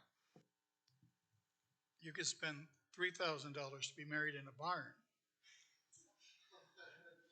And that's crazy. Councillor Chambers. Thanks, Mr. Mayor. I just want to make a couple clarifications. First of all, it's not costing the taxpayers $40 million. There are theoretically fundraising components. There are theoretically provincial federal grant components, and there are development charges that cut the cost from 40 million to 20 million theoretically. So don't run out there and say we're spending $40 million because it's not quite the way it is. Second is we're not committing to moving forward with the project. We're committing to taking it to tender, and you'll get a true cost when you see what the tender is, and this takes us to that stage. And the second thing is the other qualification is this is not the Paris Library. It is the main branch of the Brant County Library System with a component of serving Paris, and it is a bucket center for what I'll call additional cultural activities. Part of the resolution is that we transition into a fundraising committee, and that's going to be crucial, as Councillor Coleman suggests. And to be completely honest with you, I'm pessimistic that they're going to be able to raise $5 million, but who knows? That's going to play out. So I'm supporting the recommendation at this point because it's going to tender. Then we'll see what the true cost is going to be. And in the meantime, that gives us opportunities to further look at financing arrangements, de-risking opportunities, etc. And don't go out of here saying that we just approved to spend $40 million and we're going to build a library. It's not what we're doing. That's not what the recommendation is. So let's be aware of that. Any other speakers? To the step, Councillor Kyle, and then somebody over, Councillor Bruno. Yeah. Thanks, Mr. Mayor. Through you, just to quickly speak to the equity piece, like Councillor Chambers had alluded to, I too am from a corner of the county that doesn't have a batteries are dying. That doesn't have a library associated with it. In fact, Ayr Public Library is the closest library to me. And in fact, I did have a membership at the Paris Library a long time ago, or not Paris, Ayr. So I think it's worth considering that we need to reframe how we talk about this facility.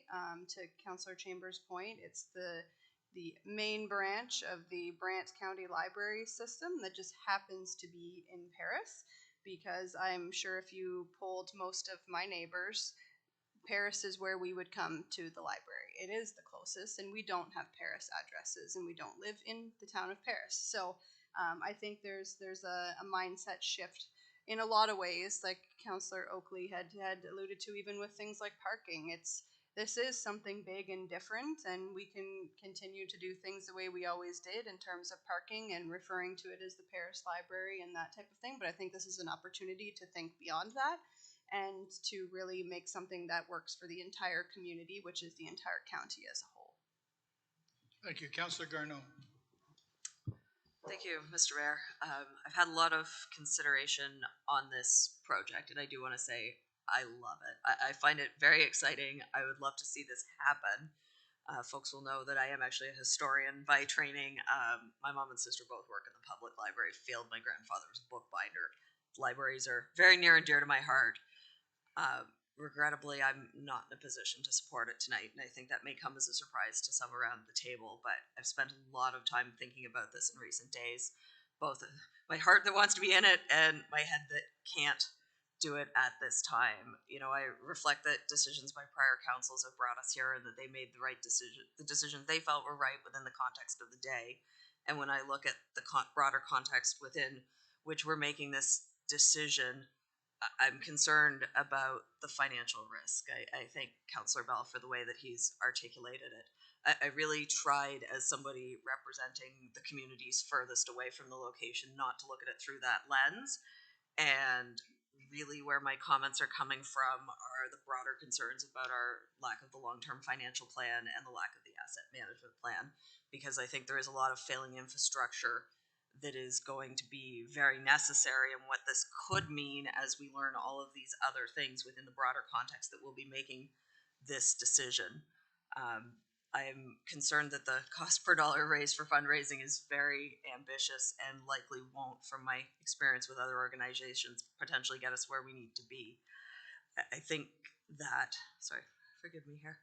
I'm concerned that if we do go forward and we go out to tender and we have quotes that come in, these become a matter of public record, and what this means if we then cancel down the road and creates new risks for us in the county. And I really don't want to play into the Paris versus everyone else dynamic, but my concern is that this is going to be unavoidable, and that as additional asks come forward, such as a swimming pool, that are located, it's going to further deepen the tensions that even if not real, because I know rural infrastructure is not as visible but costs a lot of money, it's certainly how residents perceive it. So at this time, I unfortunately can't support. Thank you. Councillor Pierce. Thank you, Mr. Mayor. I just want to, and as it's part of the recommendation, I can speak to it. Fundraising goal has been brought up here many times. It's a hefty goal. Yes, absolutely it is. People around this horseshoe are concerned that they're not going to make it. They didn't just pull the number out of a hat. It was a number that was discussed with professionals that would be attainable. And if we just look at what has just happened that was brought up, and I'm going to bring it up again, Councillor Coleman, Gainesville Community Center, we went over our fundraising. The Health Hub, we went over our fundraising. We actually stopped fundraising on it. So that to me shows that we have a community that wants to be involved in these type of things. And I truly believe that there's going to be a lot of community that wants to be involved in this. Also heard around this table tonight several times about a swimming pool. And I've also heard several times around this table about what previous councils have done. If we really want to go back to previous councils, there's been a previous council that had an opportunity to put a swimming pool in and didn't. So I'll leave it at that. But as far as the fundraising is concerned, again, we just did 2 major fundraisers in this county within a very short period of time, and both of them went over. Any other comments? Concerns? Councillor Bell? Mr. Mayor, I wonder if we can vote on each line separately. I think we've done that before. I looked at Councillor Chambers. I have no desire to vote on each line. I don't know how council feels about that. I don't think you have a choice if I asked for it. Is that correct, Councillor Chambers? You need a seconder, Councillor Bell, so No, don't I ever don't- I tell don't me. think do I need a Councillor seconder? Bell, when I'm in the chair, don't ever tell me I don't have a choice. Sorry. There is protocol. You need something to be seconded before you can bring it to the floor, then and then I'm gonna council make can decide. Make a point of order. I'm going to ask the Don't clerk. speak over me, Councillor Bell. You want something done, do it properly, get a seconder, and bring it to the council. So I'm going to ask the clerk, Mr. Mayor, if she will judge on that, please. If I could just ask for 2 minutes to consult with the procedural bylaw. Yep.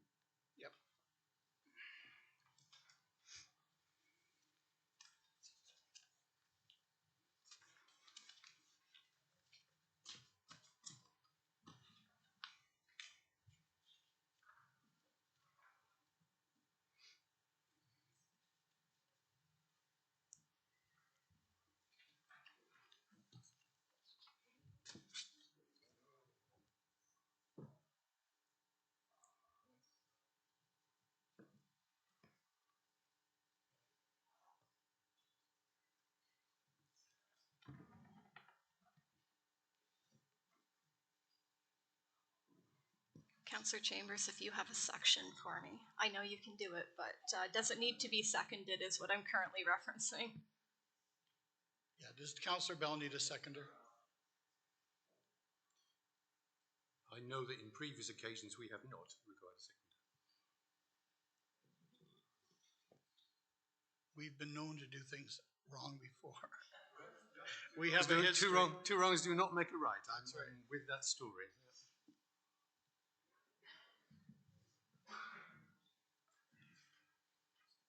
Councillor Chambers. This is what our procedural bylaw says. When the question under consideration contains distinct propositions upon the request of any member, the vote upon each proposition shall be taken separately. So Councillor Bell doesn't need a second. Clerk says no. Okay, Councillor Bell, what are we doing from here? I would like each line to be voted on separately, yes, as per my request. All right. Any other discussion, Councillor Miller? I was going to ask for a recorded vote.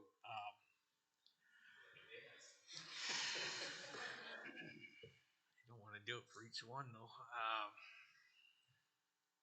Just don't do it. The clerk says she can do a recorded vote for each one. All right, let's go. Right. So if the clerk would like to read them out, and then we'll do the recorded vote for each line.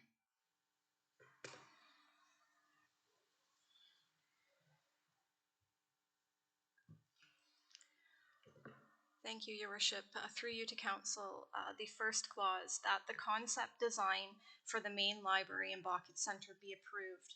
Councillor Miller. No. Councillor Coleman. No. Councillor Garneau. No. Mayor Bailey. Yes. Councillor Kyle. Yes. Councillor McAlpine. Yes. Councillor Oakley. Yes. Councillor Howes. Yes. Councillor Bell. Yes. Councillor Pierce. Yes. Councillor Chambers. Yes. The motion is 8 in favor, 3 opposed. The motion carries. The second clause, that this project be approved for construction subject to site plan and zoning applications. Councillor Miller. No. Councillor Garneau, or Councillor Coleman, my apologies. No. Councillor Garneau. No. Mayor Bailey. Yes. Councillor Kyle. Yes. Councillor McAlpine. Yes. Councillor Oakley. Yes. Councillor Howes. Yes. Councillor Bell. No. Councillor Pierce. Yes. Councillor Chambers. Yes. The motion is 7-4. The motion carries. The third clause, that staff be directed to authorize collaborative structures limited to issue requests for tender for the construction of the main library and Bucket Centre to pre-qualified contractors. Councillor Miller. No. Councillor Coleman. No. Councillor Garneau. No. Mayor Bailey. Yes. Councillor Kyle. Yes. Councillor McAlpine. Yes. Councillor Oakley. Yes. Councillor Howes. Yes. Councillor Bell. Yes. Councillor Pierce. Yes. Councillor Chambers. Yes. The vote is 8-3. The motion carries. The fourth clause, that $13,489,000 be included in the 2024 capital budget with funding components from reserves, development charges, and debt to be repaid by development charges and debenture as funding sources. Councillor Miller. No. Councillor Coleman. No. Councillor Garneau. No. Mayor Bailey. Yes. Councillor Kyle. Yes. Councillor McAlpine. Yes. Councillor Oakley. Yes. Councillor Howes. Yes. Councillor Bell. No. Councillor Pierce. Yes. Councillor Chambers. Yes. The vote is 7-4. The motion carries. that the steering group transition to the fundraising committee and begin fundraising efforts. Councillor Miller. No. Councillor Coleman. No. Councillor Garneau. Yes. Mayor Bailey. Yes. Councillor Kyle. Yes. Councillor McAlpine. Yes. Councillor Oakley. Yes. Councillor Howes. Yes. Councillor Bell. Yes. Councillor Pierce. Yes. Councillor Chambers. Yes. Vote is 9-2. The motion carries. And finally, and that staff be directed to investigate parking opportunities on adjacent streets and present designs for council consideration. Councillor Miller. No. Councillor Coleman. No. Councillor Garneau. No. Mayor Bailey. Yes. Councillor Kyle. Yes. Councillor McAlpine. Yes. Councillor Oakley. Yes. Councillor Howes. Yes. Councillor Bell. Yes. Councillor Pierce. Yes. Councillor Chambers. Yes. The vote is 8-3. The final motion carries. Thank you. Which takes us to number 10 on the agenda, which is communications, and we have none. Resolutions, motions of notice, we have none. Other business, there was none stated. Which takes us to number 13, which is a motion by, I believe, Councillor Oakley. Yes, moved by myself and seconded by Councillor Garneau that the County of Brant Council convene in camera for a training session to discuss litigation or potential litigation, including matters before administrative tribunals affecting the municipality, and advice that is subject to solicitor-client privilege. OLT Appeal 305 King Edward Street, OLT Appeal TCA Lands Sharp Road and Curtis Avenue, semi-annual litigation chart, insurance matters, verbal update on legal matter, and a proposed or pending acquisition or disposition of land 142 Oakland Road. All those in favor? Opposed? Carried. We'll take a 10-minute recess.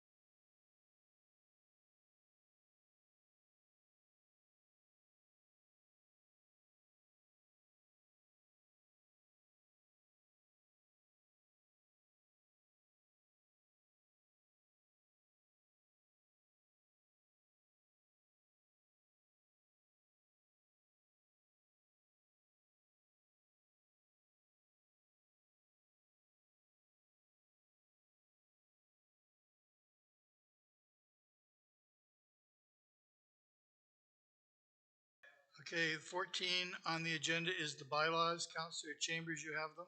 It's moved by myself, second by Councillor Oakley, that bylaws be read first time. All those in favor?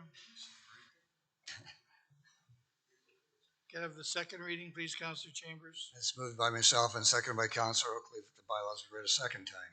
Are there any questions to the second reading of the bylaws? Seeing none? Seeing none, I'll vote for the second reading. Third reading, please, Councillor Chambers. And it's moved by myself and second by Councillor Oakley that it be read a third time. All those in favor of the third reading of the bylaws? Opposed? Carried. Takes us to number 15 on the agenda, which is the adjournment, and next meeting is going to be July the 11th. Motion to adjourn. You don't need a seconder. Councillor Oakley.